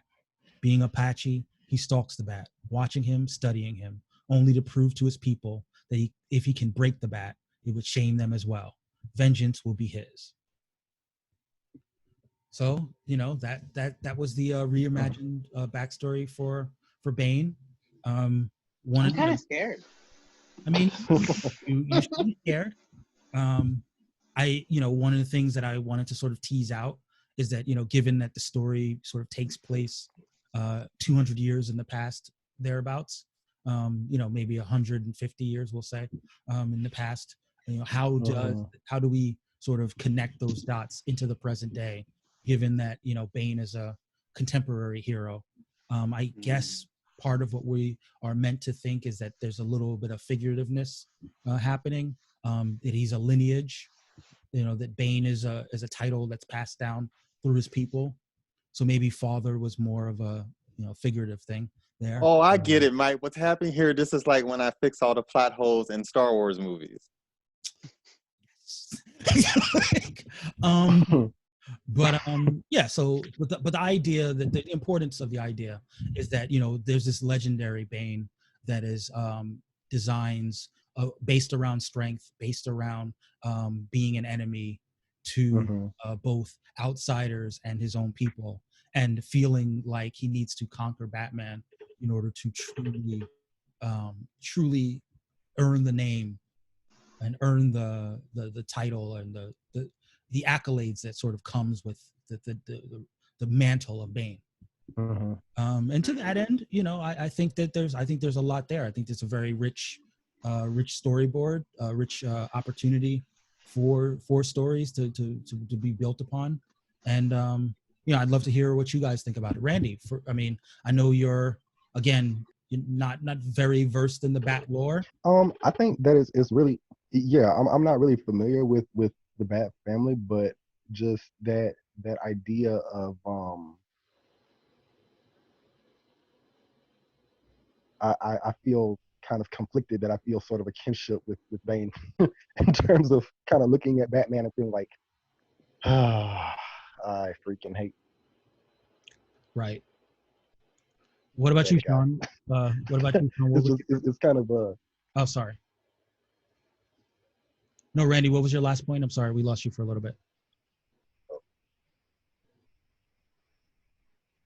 Ladies and gentlemen, we'll be starting the kind of GoFundMe a for kinship with Bane because he kind of Randy looks to at get from Batman Boost like, Mobile. you know, the hashtag Bat privilege and feels like, you know, I didn't come down. Yeah, we got to get Randy off of Boost Mobile. But you know, we're working through the technical difficulties. It's a process. We lean into it on this show, ladies and gentlemen. Yes. Shaun, did you have thoughts about Bane? Yeah, I quite enjoyed Bane. I mean, I don't know if it was discussed or if I just assumed, but I assumed he was a legacy character. Interesting. There are teams that steer towards lightness, and there are teams that steer towards darker stuff. I tend to think that mine steers towards darker stuff, and I tend to think his steers towards the darker stuff too. So I always enjoy when Joaquin does a draft because it's usually darker than the rest of the draft. It stands out.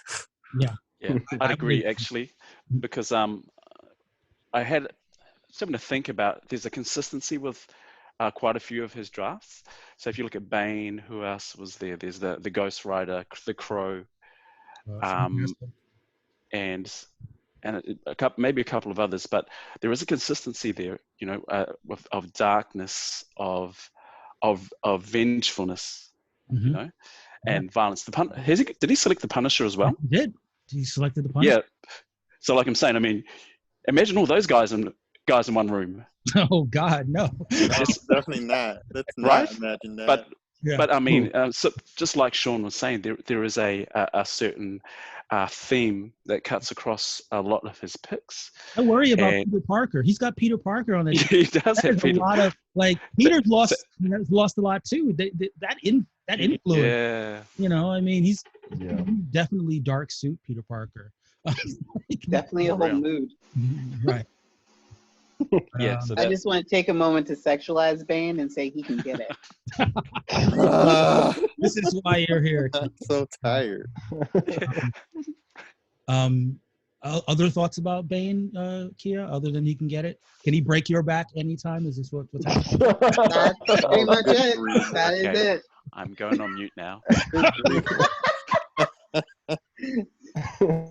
I got him. I got Thomas. So you're going mute. Inject her with that venom. Oh man. Yeah. So you know, let's give some of the feedback on Twitter. Toast said he gave the "oh shit" gif. Very nice.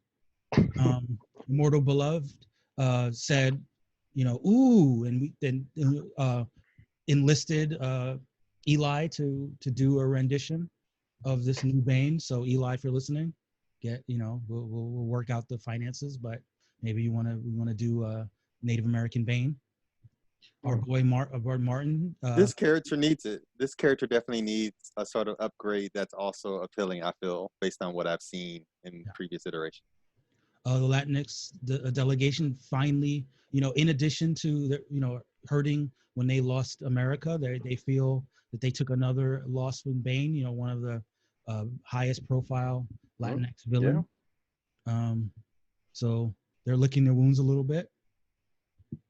But overall, you know, I mean, thematically, it's right in line with, you know, I would even argue that to a certain extent, even Poison Ivy is in line with, you know, certain iterations of Poison Ivy for sure are in line with, you know, the thematics of the Native American team in terms of definitely agree with that. Rage and vengeance. So, you know, this is perfect. This is a perfect pick, I think. Any other? Oh, sorry. Annie said. Annie gave a gif of Raven Simone looking shook. Gotham when this Bane shows up. Yeah, and I mean, I think that probably captures think that probably captures our feeling of being shook about the Native American team. Well, and yeah, Mike, I don't want to be too dark about this and make things too real world, but these characters do sort of encapsulate a sort of general societal frustration, a general sort of societal angst about being heard, being listened to, redress for past wrongs, past societal wrongs, historical wrongs. So there's definitely something there. And I don't want to be overly flippant and dismiss these characters because there are sort of real world parallels to the sort of anger and angst that's there. So it makes sense to tease that out and to try to address that in the artistic form. So there is a lot there, even as we joke. So I definitely think it's worthwhile to dive into. I mean, listen, we joke because, you know, these are often hard truths that we like to meet with humor in much the same way. Laugh to keep from crying. Exactly. In much the same way that when we talk about the Black Delegation and, you know, being seen as villains. And no, those guys are just awful, Mike. But fair enough.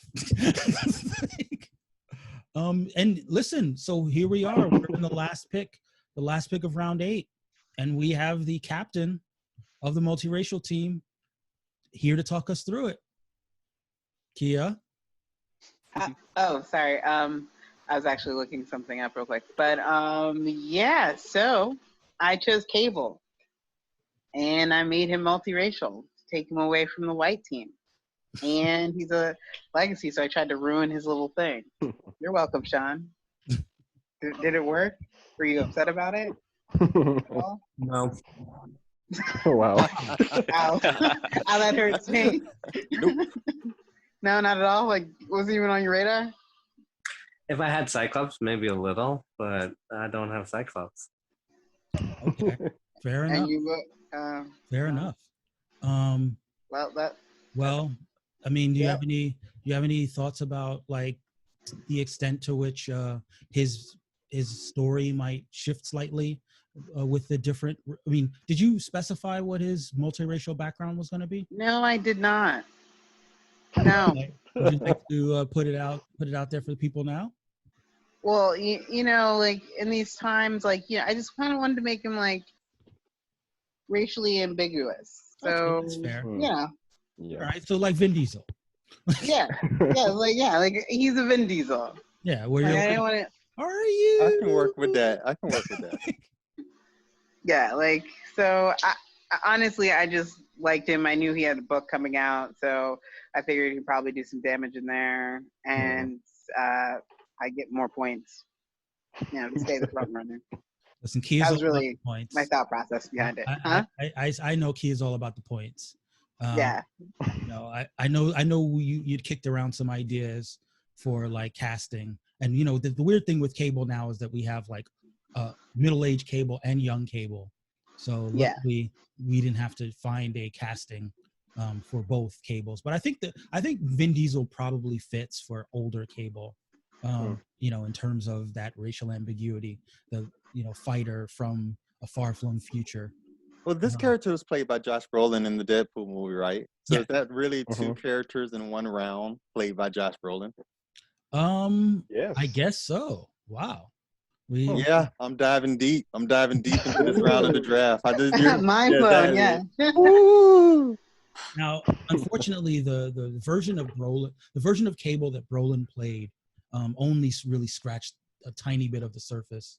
Yeah. You know, all the things that Cable brings to the table as, you know, a child who was conceived in the present day and spent a lifetime being reared in the future to be a chosen one to take down Apocalypse before coming back a world-weary soldier to preserve, or I guess protect the future while, you know, preserving it from the things that might, you know, undercut it. And then of course he has the mission to protect Hope, who's the mutant that's supposed to bring back.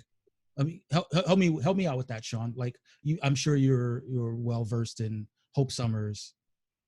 So Scarlet Witch made it so that there was no more mutants. And then the first mutant to be born after that whole thing, like a bunch of mutants lost their power, a bunch of mutants died, was Hope Summers. And basically everybody was like, we cannot let mutants be born again. So to protect her, Cyclops gave her to Cable, and said, you go protect her in the future, like you'll take care of her. You need to get away from now. That was a while ago, though. Hope Summers has come back. She's a teenager now. She's kind of doing her own thing. For a while, her and Cable were running the X-Force together, which was interesting. Mm-hmm. But at this point, Cable, the old man, is dead, and there's a new young Cable, and Cyclops is trying to be his dad. Right. I thought it was very Looper. I thought it was very Looper of them to have young Cable kill old Cable.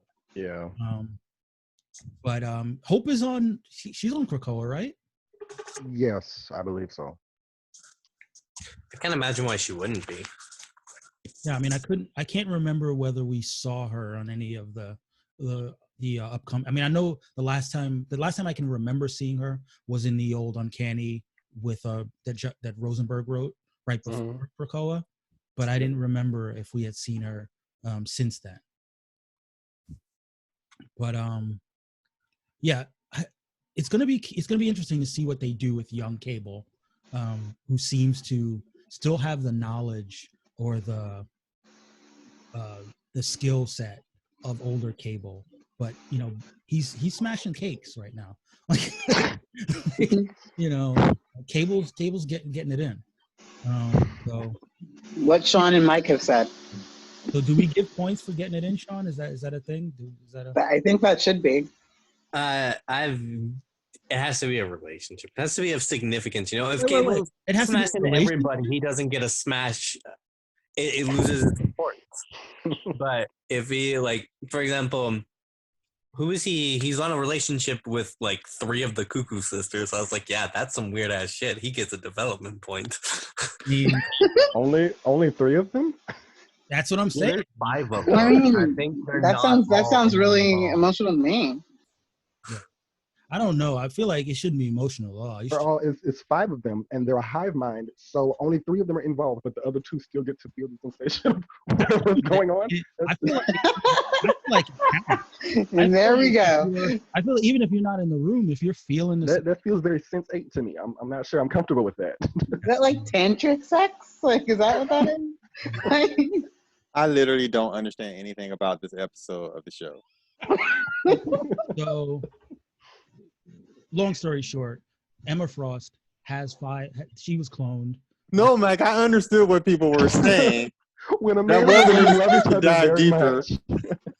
I wasn't trying to dive deeper.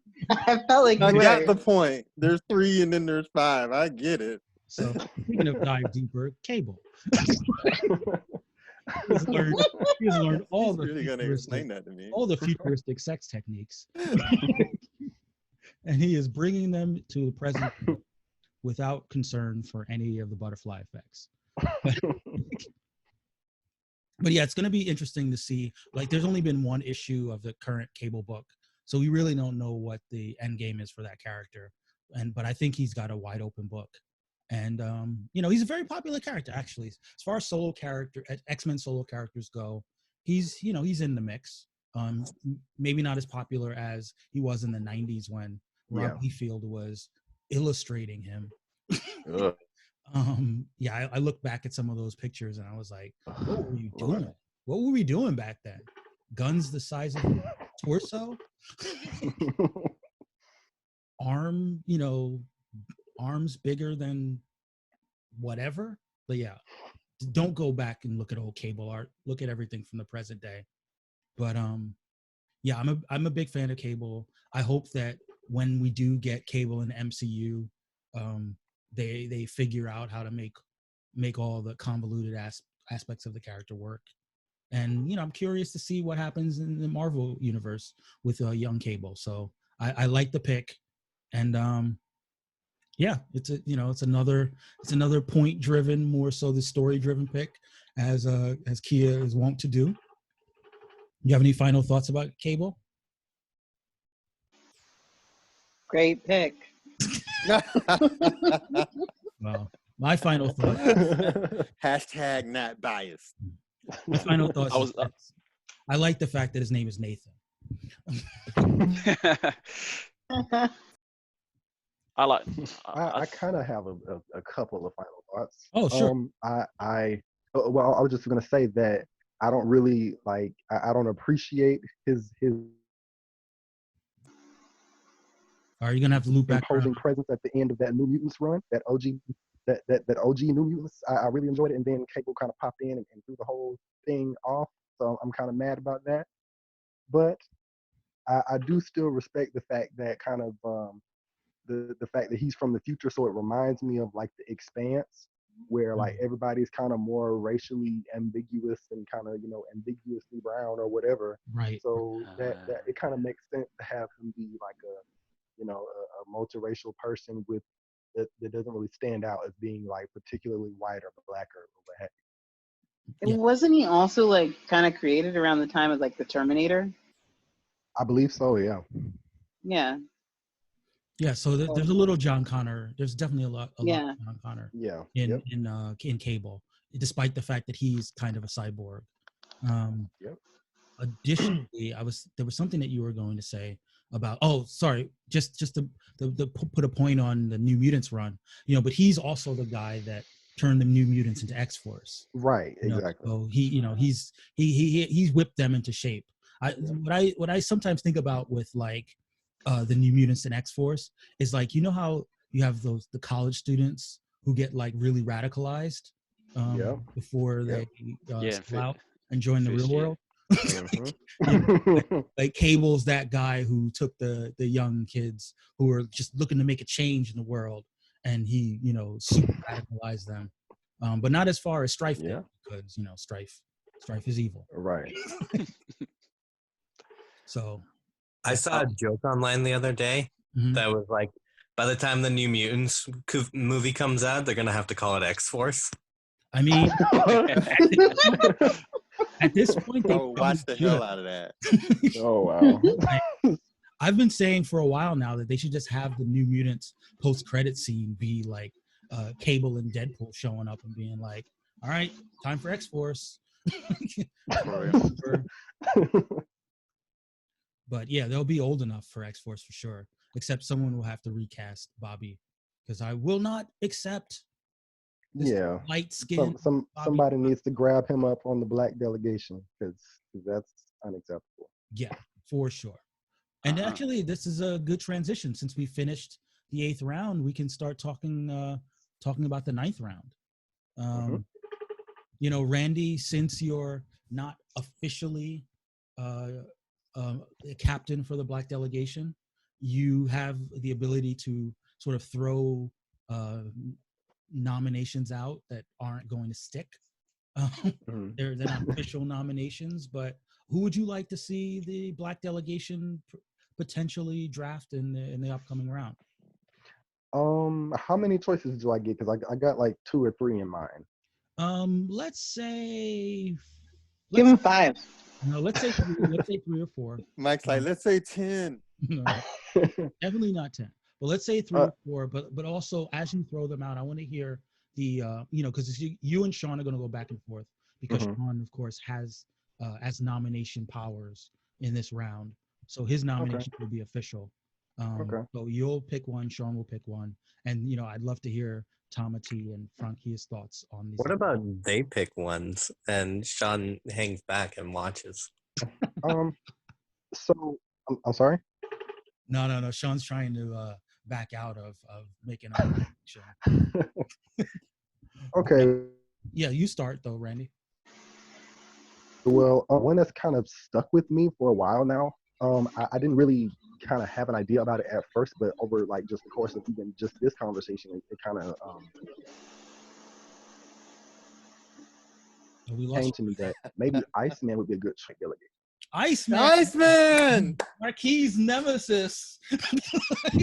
Marky's nemesis, Marky Drake. You just saved this episode from destruction with that pick, Randy. Nice job. Okay, and kind of the reasoning behind Iceman for me was kind of the idea that he was adopted by this family he's black, but he was adopted by this white couple who they are still bigoted. They are kind of, you know, they're anti-mutant. They're anti, not really anti-black per se, but just, you know, they feel as though they're taking in a black son kind of absolves them from the idea of really being respectful to the black experience. I can see that. I can And definitely. then on top of that, for him also to be gay as well. Right. So, you know, he grows up with like a lot of this self-hatred and this, you know, feeling like he's not good enough, or like he's weird, he's strange, all this stuff is wrong with him. And slowly over time, he kind of appreciates that, wow, I'm actually incredibly powerful. Yes. And also, go with me here. This character is Iceman, and black people are considered very cool. Brilliant. Yeah, I mean, like it just kind of it really worked for me, just because it was so, like, even though he learns his potential, and you see, like, all of a sudden he goes from, like, you know, throwing snowballs and stuff to being able to, like, conjure ice golems, all kind of crazy feats and stuff like that. He still doesn't really see himself in that light of, like, I am so powerful, I can take over. Like, he stays humble and still kind of has that, you know, that lovable, jokey, dorky kind of way about it. Right. So. And, you know, I mean, he's definitely dorky in the way that, you know, not the stereotype, but a black person raised by white people might be. yeah, exactly. You know, I could see it. What do you think, Tamati? Iceman, yeah, I think it's a fantastic pick. I mean, why? I do like he would be a good counter. Say, okay, how about this? Growing up in a white family, you know, being black, being, you know, being gay and stuff like that. I mean, that really has been I mean, we know that mutants and the formation of the X-Men were often an allegory for all those the issues and concerns for minorities, right? And so I think having Iceman grow up in that environment, I think would be a kind of a perfect, I guess, a personification of those things that kind of made the whole mutant, the development of mutants and the evolution of mutants so potent. I think. I mean, they are the reason. The mutants and the X-Men were the reason I got into comic books in the first place. And I'd guess that it's probably the same for a lot of minorities, and you know, and a lot of people in the LGBT community is, as I understand, absolutely, you know, big X-Men fans for that reason. Yeah, and so Iceman, great, it'd be a great selection. What about you, Kia? What do you think about Iceman as a black gay mutant? I like it. Good job, Randy. Thank you. All right. I mean, what I really want to know is Shaun's picks that he's doing right now. Is that going to actually be put in the poll, or is he just saying them just to say them?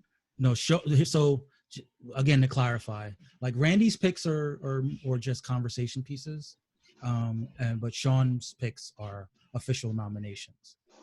Are you sure you want to do that, Shaun? Damn it. Shaun is conspicuously silent. He's just like not gonna pick anybody. Okay, all right. I forgot I was muted. I started talking and then. Well, I've been there. This is actually at my job all day long. People talking on mute. Been there. I have one blank spot if we're doing 12 drafts, so I will do a poll. Okay. So who's first up for you? Okay, I'm gonna do a repeat from last poll. This is my only repeat. I'm gonna put Jaime Reyes up. All right. The Blue Beetle. Yeah, a legacy character. Yeah. Oh no, you gotta say a little bit. Come on, you know. Well, I poured my heart out. He's like, refer back to episode 7. I mean, Yeah, but I picked him because again, going back to my original theme, I wanted to have people with a lot of power and a lot of power that could like change the universe in a bad way. And when watching Young Justice, the Reach, I would tie Jaime Reyes' new origin story into that a lot more heavily. And I would kind of probably have it be the Scarab that pulls him back from doing the bad thing instead of the other way around where it's the Scarab is learning from him. It's like the Scarab pulls him back from himself. Well, that's interesting because I thought you were going to go with, the Reach being such a colonizer species that he naturally reaches out and finds a white kid that's eager to be a colonizer.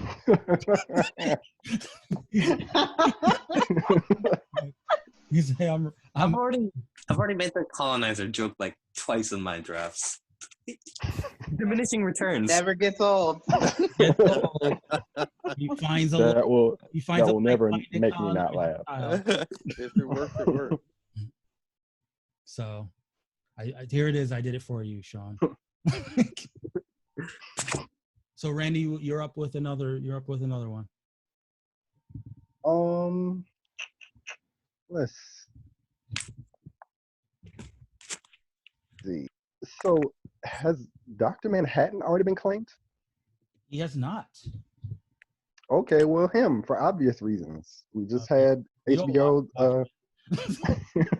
Just had the HBO show come out, and about time we take our rightful place. I feel like that makes sense to me.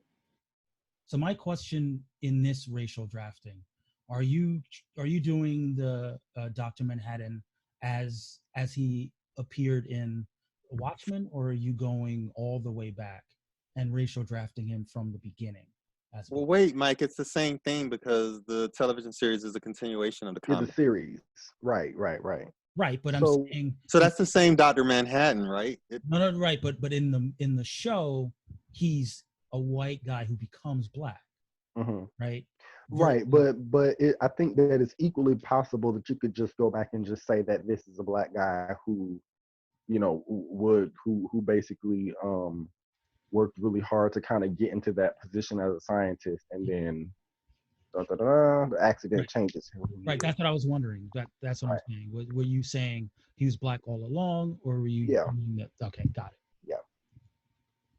And I think his name is John Ostrander. Is that right? I believe so. Dr. Manhattan. I already know what image I'm using for.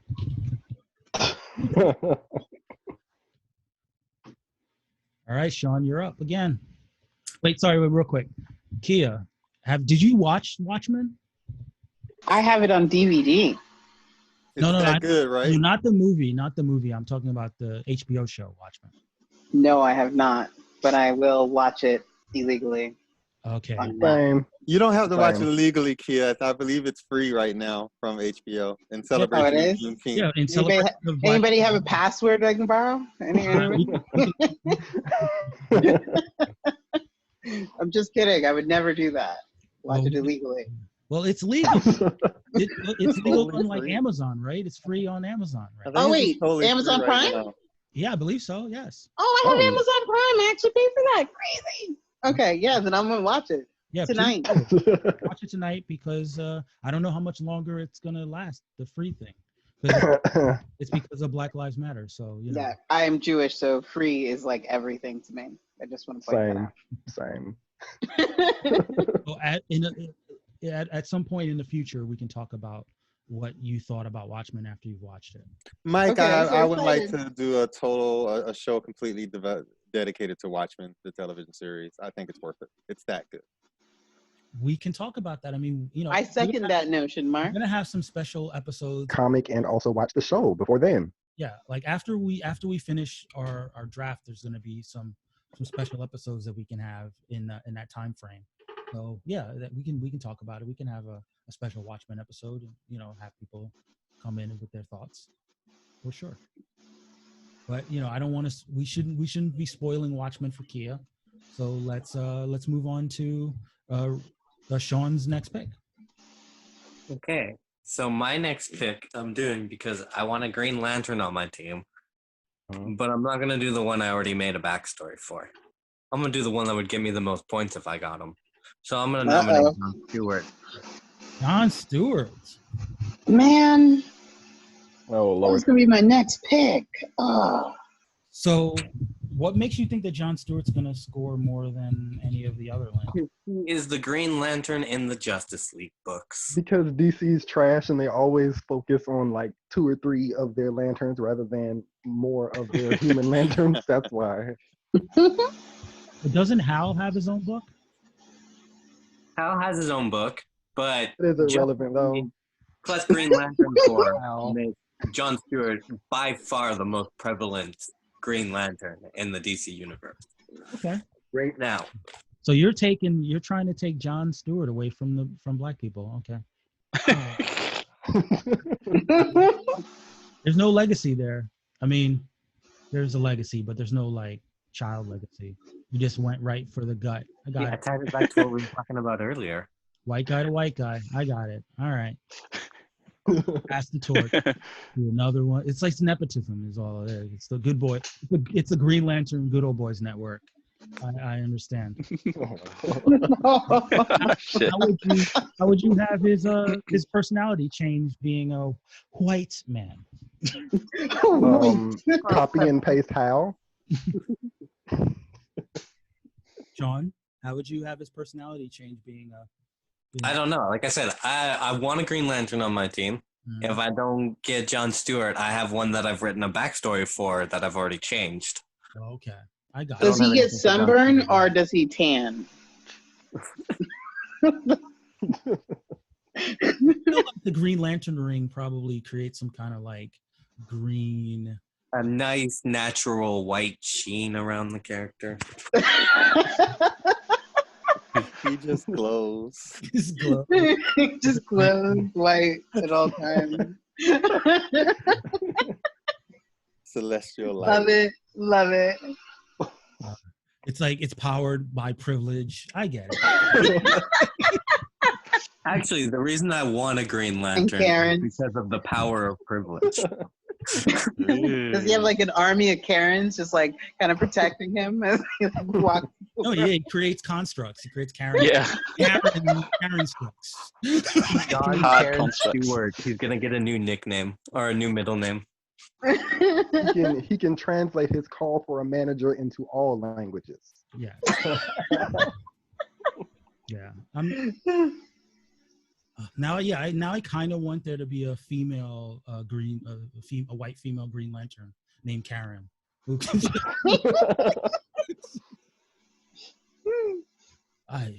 This is the manager that you need to speak to. All right. Thoughts? I mean, I guess we all had our thoughts on the Green Lantern choice. So, Randy, what else you got for us? Cheetah.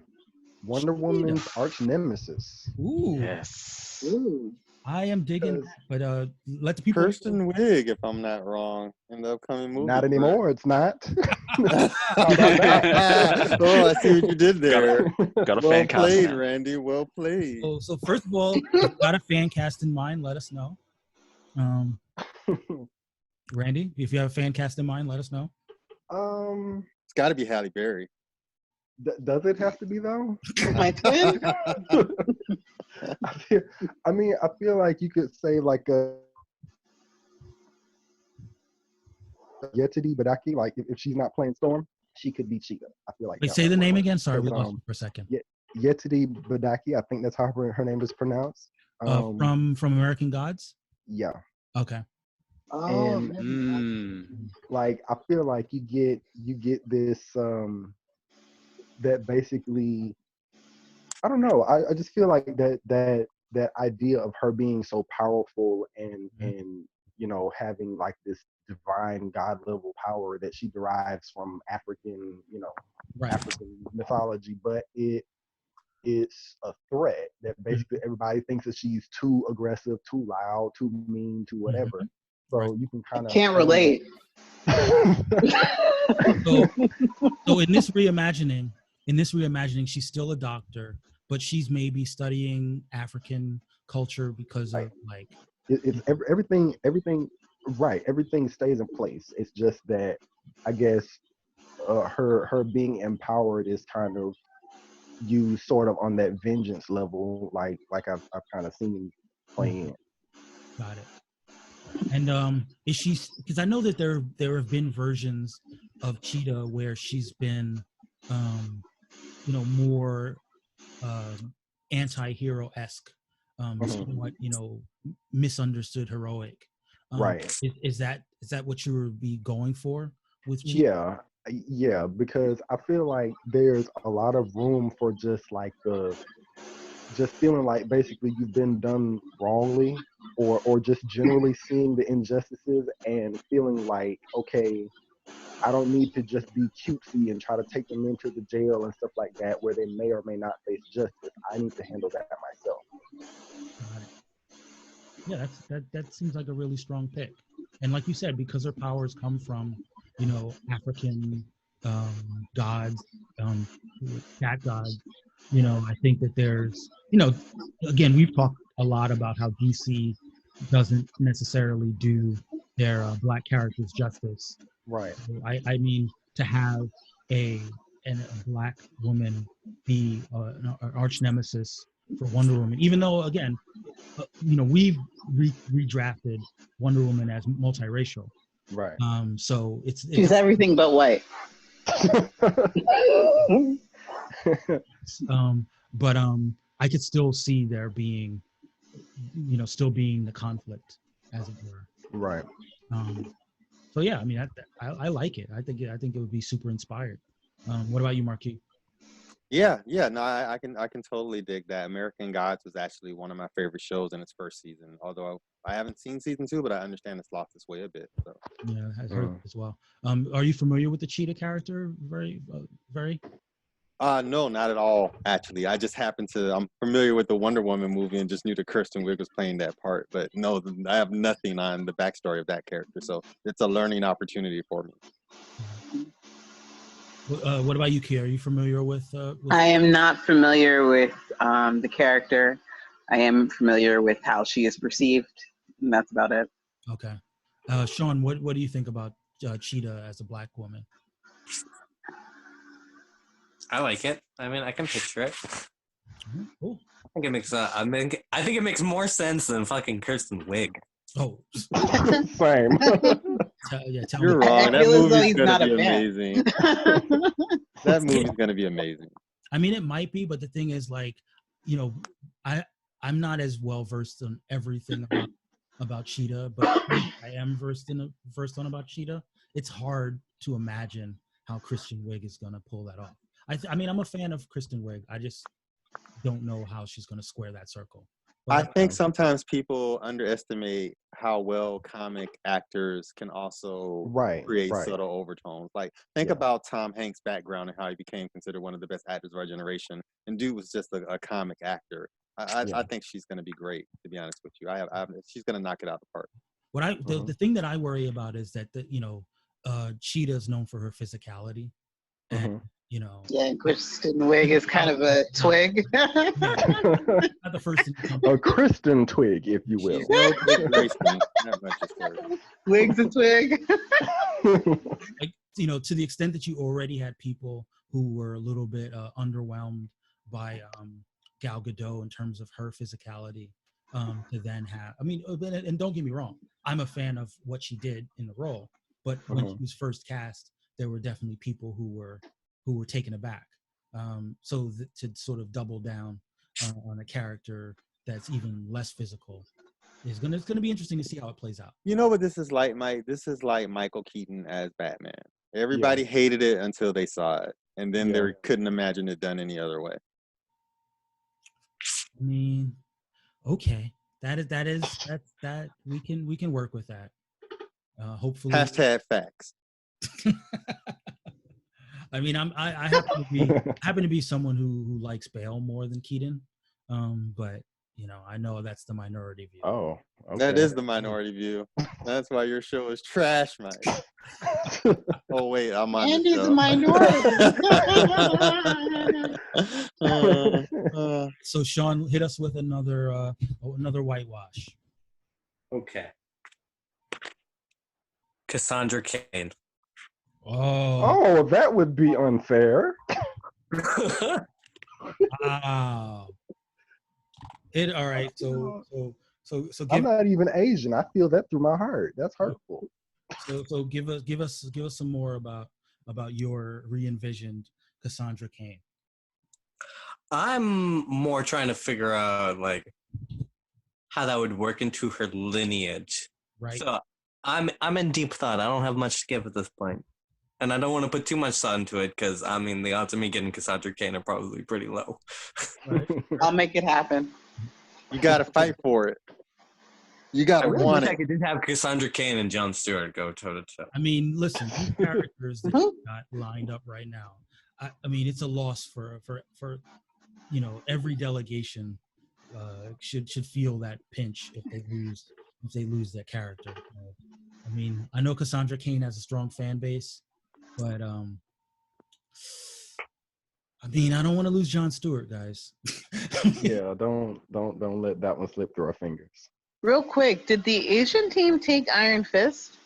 No. The Jewish team took Iron Fist. Oh, okay. Yeah. Iron Fist has been cast, has he? What did you say? Randy, what did you say? Oh, I just was saying I didn't think that Iron Fist had been cast. No, he was drafted by the Jewish delegation. They didn't have a fan cast. I didn't see him on here. Oh, yes, I did. That's all the way down here at rope. Yeah. It was see round 2. Really early on in the draft. But yeah, I mean, we never got that much of a backstory for him, nor we sort of figure out whether there are any kind of like cultural aspects being added to Danny Rand. Okay. In this new incarnation, but no, yeah, I think as if I recall, Ron was relieved that he didn't have to draft Iron Fist, and of course they got Shang-Chi a few rounds later. But Cassandra Cain, woof, that's tough. So Randy, do you have another one for us, or? I do. Ooh, all right. John Constantine. John Constantine. I love Constantine. I'm actually surprised he hasn't come up until now, I believe. Well, he was actually he was one of Tamati's nominees a few rounds back. Yeah, that sounds right. So what are your thoughts about the race bent John Constantine? First of all, do you have a fan cast in mind? No, but I can work on it. But I basically my idea is just that I guess kind of the sort of street hustler type attitude, like the streetwise kind of guy who everybody knows that he's trash, but they also know that he's really cool. So they hang out with you, Will Smith. Oh, is he still British? He's still British, right? they he's still British. Okay. He still is British, but he's just black. So Idris Elba. I'm looking at you, Idris Elba.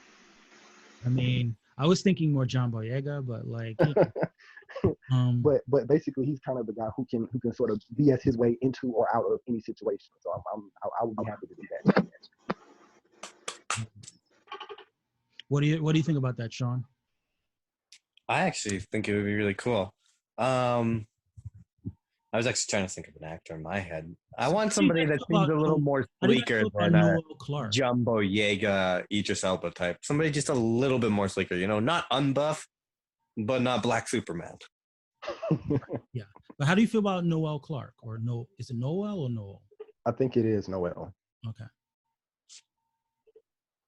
I mean, he's got a little edge to him. Yeah. Oh, actually, as a matter of fact, now that I think about it, Noel Clark is on a show, I believe now it's called Top Boy, and his co-star Ashley Walters, I want to say. I think it's Ashley Walters or Waters or something like that. Mm-hmm. And he used to be a rapper or what have. We lost you for a second, so just say that last part. Kind of, I've seen him in like some other random B movie. Well, I just was saying I saw him in like some random B movie a few years ago or whatever. But it was I liked his kind of persona, that sort of like, just the full of himself kind of smug guy who knows it all, but I know he's the lead of Top Boy. Right. So like he has the swagger of the know-it-all, but he has the magic to back it up too. So I like. For some reason, I thought you were talking about the other guy, Sully from Top Boy, not Deshane. No. Ashley, I think he would be a good fit. Okay, I could sort of see it. All right. How about Alfred Enoch? I think that's his name. He Yeah. plays in How to Get Away with Murder or whatever the series or whatever, but I think he kind of has that look that might actually. I haven't seen this show, but I My believe wife that would know this. He was also in Harry Potter. If you guys watch Harry Potter, he is English and Brazilian. I know his face, but I haven't actually seen him act. No.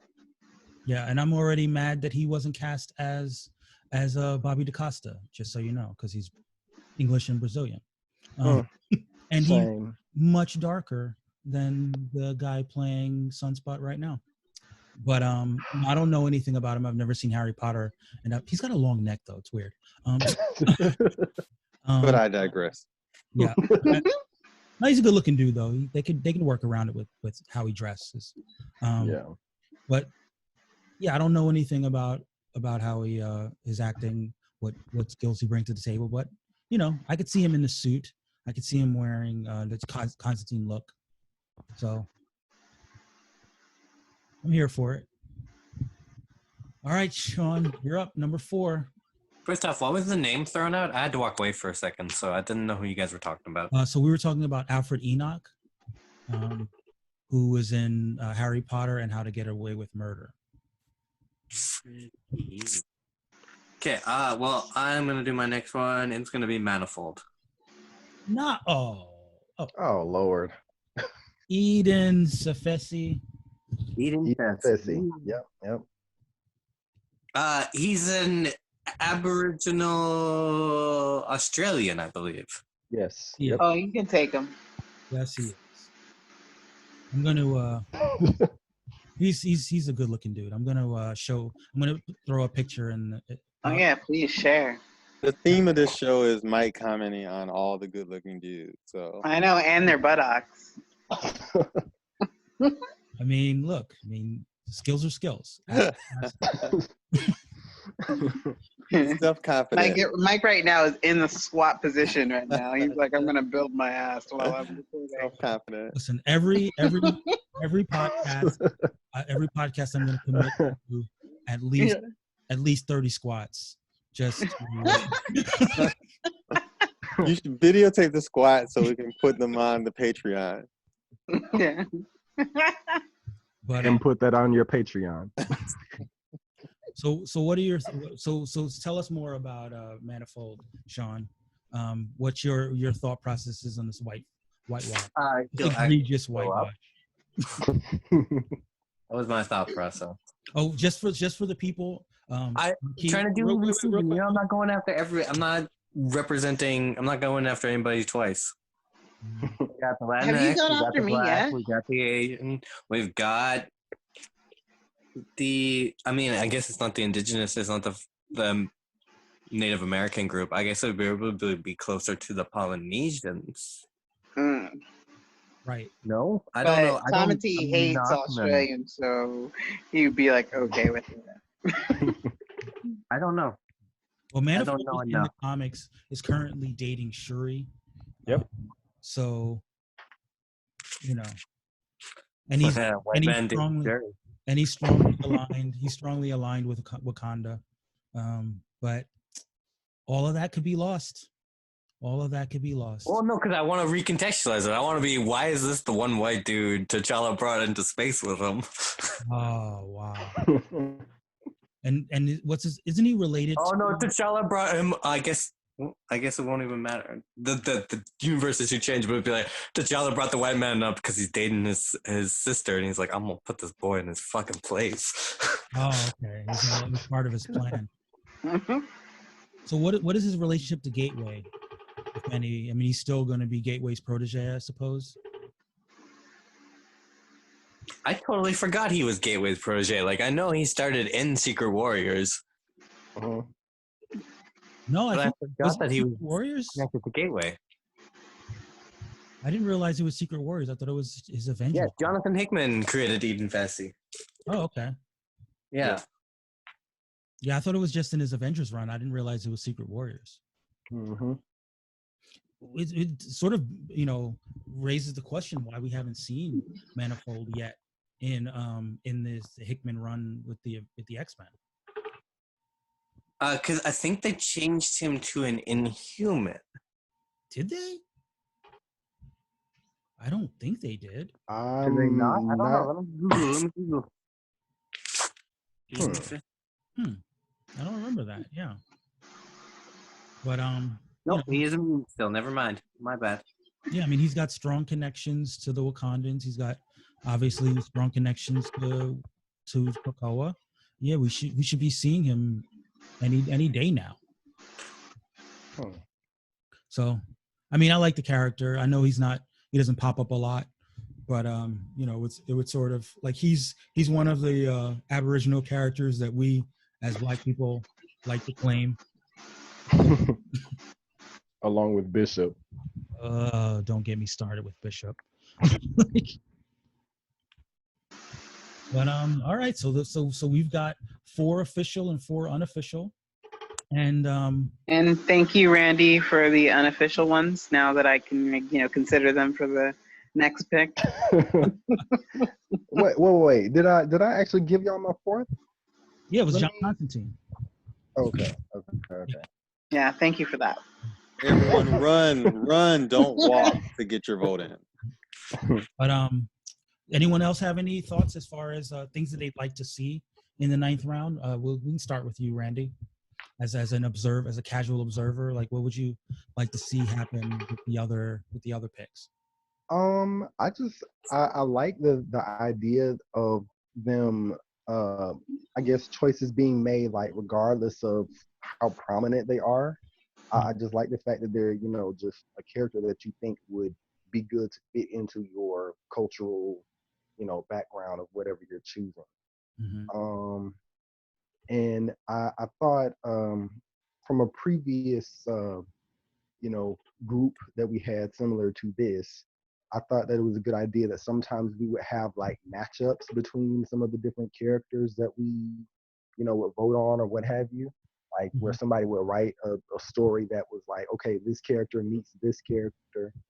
And I don't know, I just thought that would be interesting to kind of see, but So of the picks that you've seen that were drafted already, who would you like to see meet up? I would be very interested to see Dr. Doom meeting with Scarlet Witch. Interesting. Be very interested to see how that interaction goes. Any reason in particular?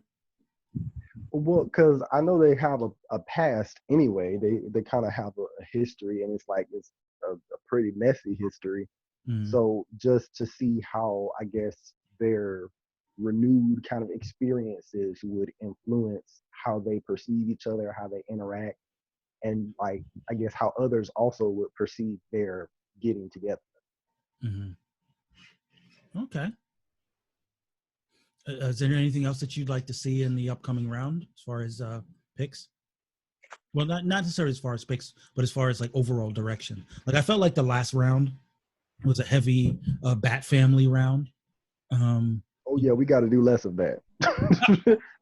I need like 50% less of that. But I don't know. I guess I don't know. I guess I want to see like more villains, almost like more of the folks who are like anti-hero-y kind of. I would be interested to see that. See, I'm actually surprised. I thought that we've got a lot of villains on the board. I figured villains would go later because there's so many heroic characters that are still out there to be chosen. I personally, heroes. Like, we talked about a fair amount, but like, generally the choices tend to be very male centric. It'd probably be nice to have some more female characters off the board. I think I have like the most female characters on my team, right? No, I think that's Annie. Are you sure? Annie made a pretty strong point of feeling like, she wanted to keep an eye on the female characters. Yeah. I mean, you're close, but I think Annie. I think he only has like 2 male characters on her team. I think I have like Magneto and Captain America. Oh wait, and now Cable. Is that it? Yep. All right, so maybe it is you. Well, Ooh, yeah. I'll go back through and check it out. But So Annie is amazing, and she should be on this podcast. Annie will be back for sure. But yeah, I mean, I suppose I'm any day now. I'm waiting for the run of of high profile female characters. I think last round did we get?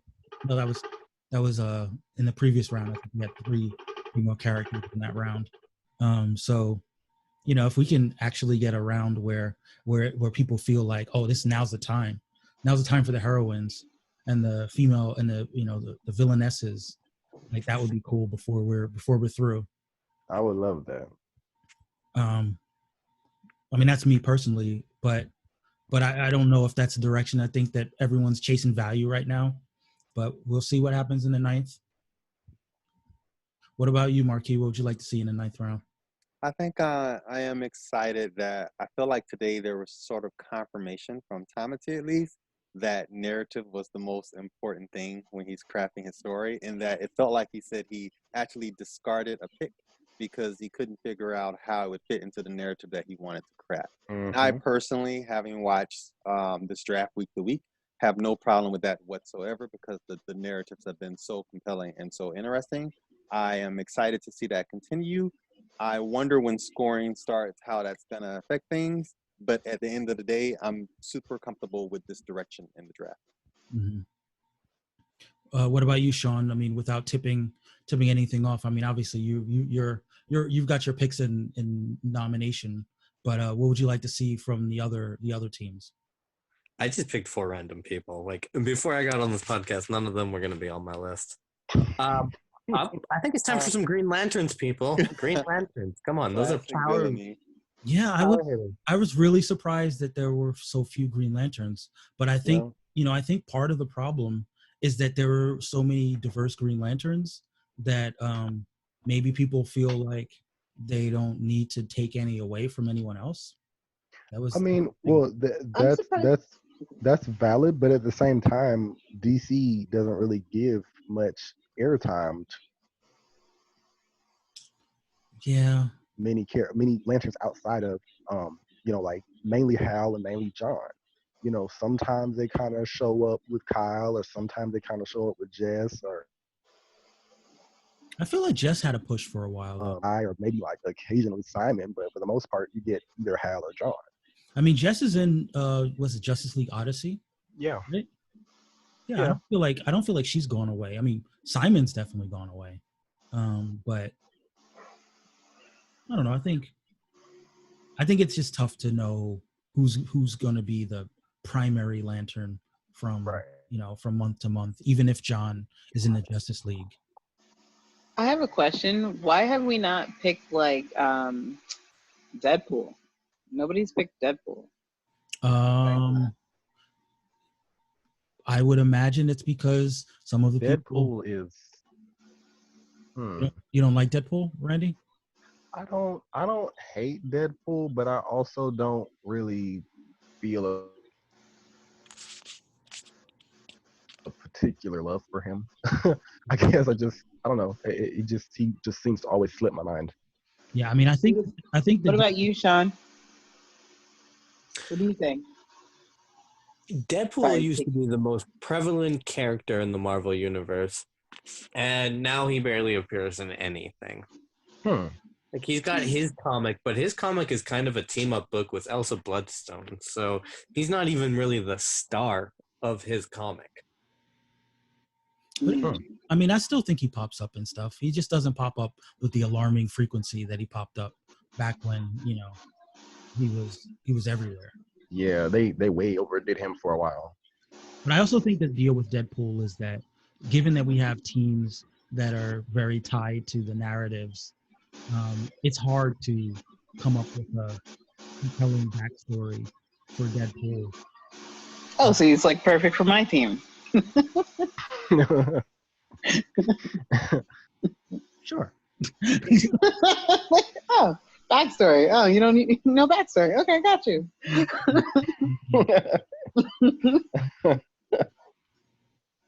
But yeah, I mean, I think it's going to be interesting to see what happens in the coming months with Deadpool, because I also think that as Marvel, as their plans sort of take shape into what they want to do with Deadpool, we'll start seeing Wade in more things. But any other thoughts about what you'd like to see other than tipping off your potential pick in round 9?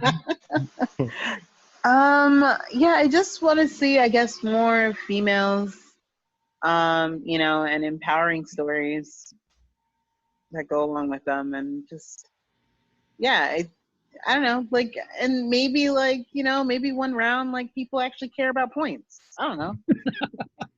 Well, some teams do care about points. Yeah, it's a bit of a mix. That's kind of my consideration too. Like that's kind of my consideration too. Like that's why I'm trying to kind of think of some characters who are used more often. Like that's Yeah, like even if we, so here's the thing, even like if we I'm weren't about Marvel considering and DC, mainly DC, but Marvel also, that they don't kind of, you know, they have a sort of a pool of characters that they dip into and don't really necessarily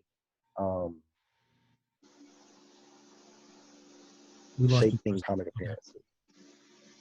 Yeah, so that's what I was going to try to get at. So even before I, you know, consulted with Shaun about the FCL, one of the things that I definitely wanted to keep an eye on is some recognition that some characters are more exposed and appear more than others. And I thought it was important for, given that it's a draft and that, you know, people sort of should want to prioritize based on something, that, you know, ideally people would choose the higher profile characters first, based on the notion that the higher profile characters would be more in demand than the lower profile characters. You know, points and the Fantasy Comics League is one way of kind of approximating that, because it's really hard to know. I don't think that there's a lot of resources. I found a site the other day that kept track of total appearances in history, you know, of all time, as opposed to, you know, who appears most from year to year, from month to month. But you know, the idea that when you're drafting, you know, you're hoping that you're going to get, you know, more bang for your buck with a character that's high profile rather than a character that might be kind of cool but might not sidelined for months, if not years on end. I mean, Shaun, you can always tell your story about how Falcon was sidelined for almost an entire year. Yeah. You know, so I gotta feel like if you know, drafted Falcon only to find out that he wasn't showing up in anything, that Poor Falcon. And you'd probably be shocked too, because you'd be like, "Come on, it's Falcon." Like, and I think he only got 2 points one year, like right after he stepped down from the Avengers and stuff. Well, he didn't step down from the Avengers; they just kind of got rid of him. But, like right after that ended, he's just gone. And you know, it sucks to have a character that you like, that to have that character disappear like that. So imagine if you actually use a draft pick on the character because you liked him or her, only to have that character, you know, go MIA. So, you know, the goal, you know, one of the reasons that I wanted a longer draft rather than a shorter draft is to give people the opportunity to say, you know, in the later rounds, go for characters that they like over characters that might score. But you know, the way things have gone so far, people have used various strategies and they've gone whatever way they've wanted to go. And it's kind of been interesting for me to see it take shape every week, seeing what people are trying to do. And I'm sure you'll encounter lots of surprises regardless as scoring starts. Right, for sure. Yeah. But I think that's our time. I think we've had a nice, healthy convo. We've gone in a lot of different directions. Kia is always able to shake things up. Why are you shaking your head, Marky? Like, I see you. I feel like a parent watching my children with a disappointed look in this episode. Aw, that's a look I've always seen from my parents. Exactly. Randy, thanks for joining us on short notice and bringing the fan energy that we were really looking for. Yeah, Randy. At the different captains, you know. Shaun, it's always a pleasure for you Be here. to be a villain.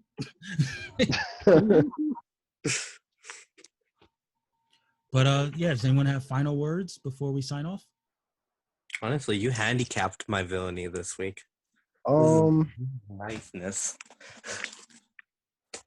I'm happy to be able to make my Well, we lost you.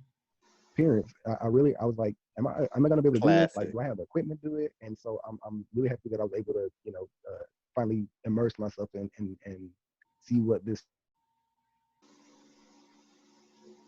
whole draft thing is about.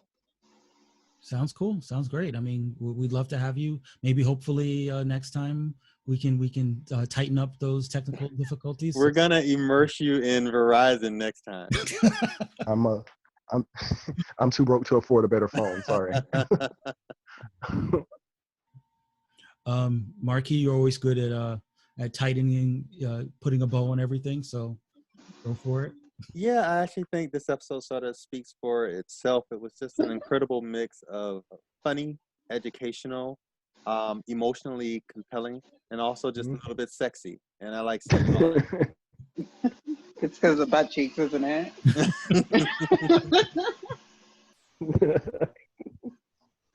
Well, if you can't be horny on man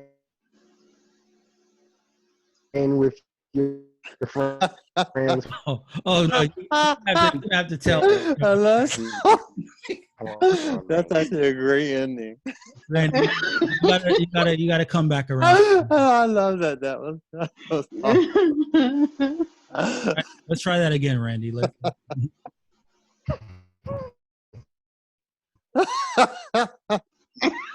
Oh, this is the best ending ever. So on that note, Awesome. Like the podcast edited him. On that note, until next time, all things are possible.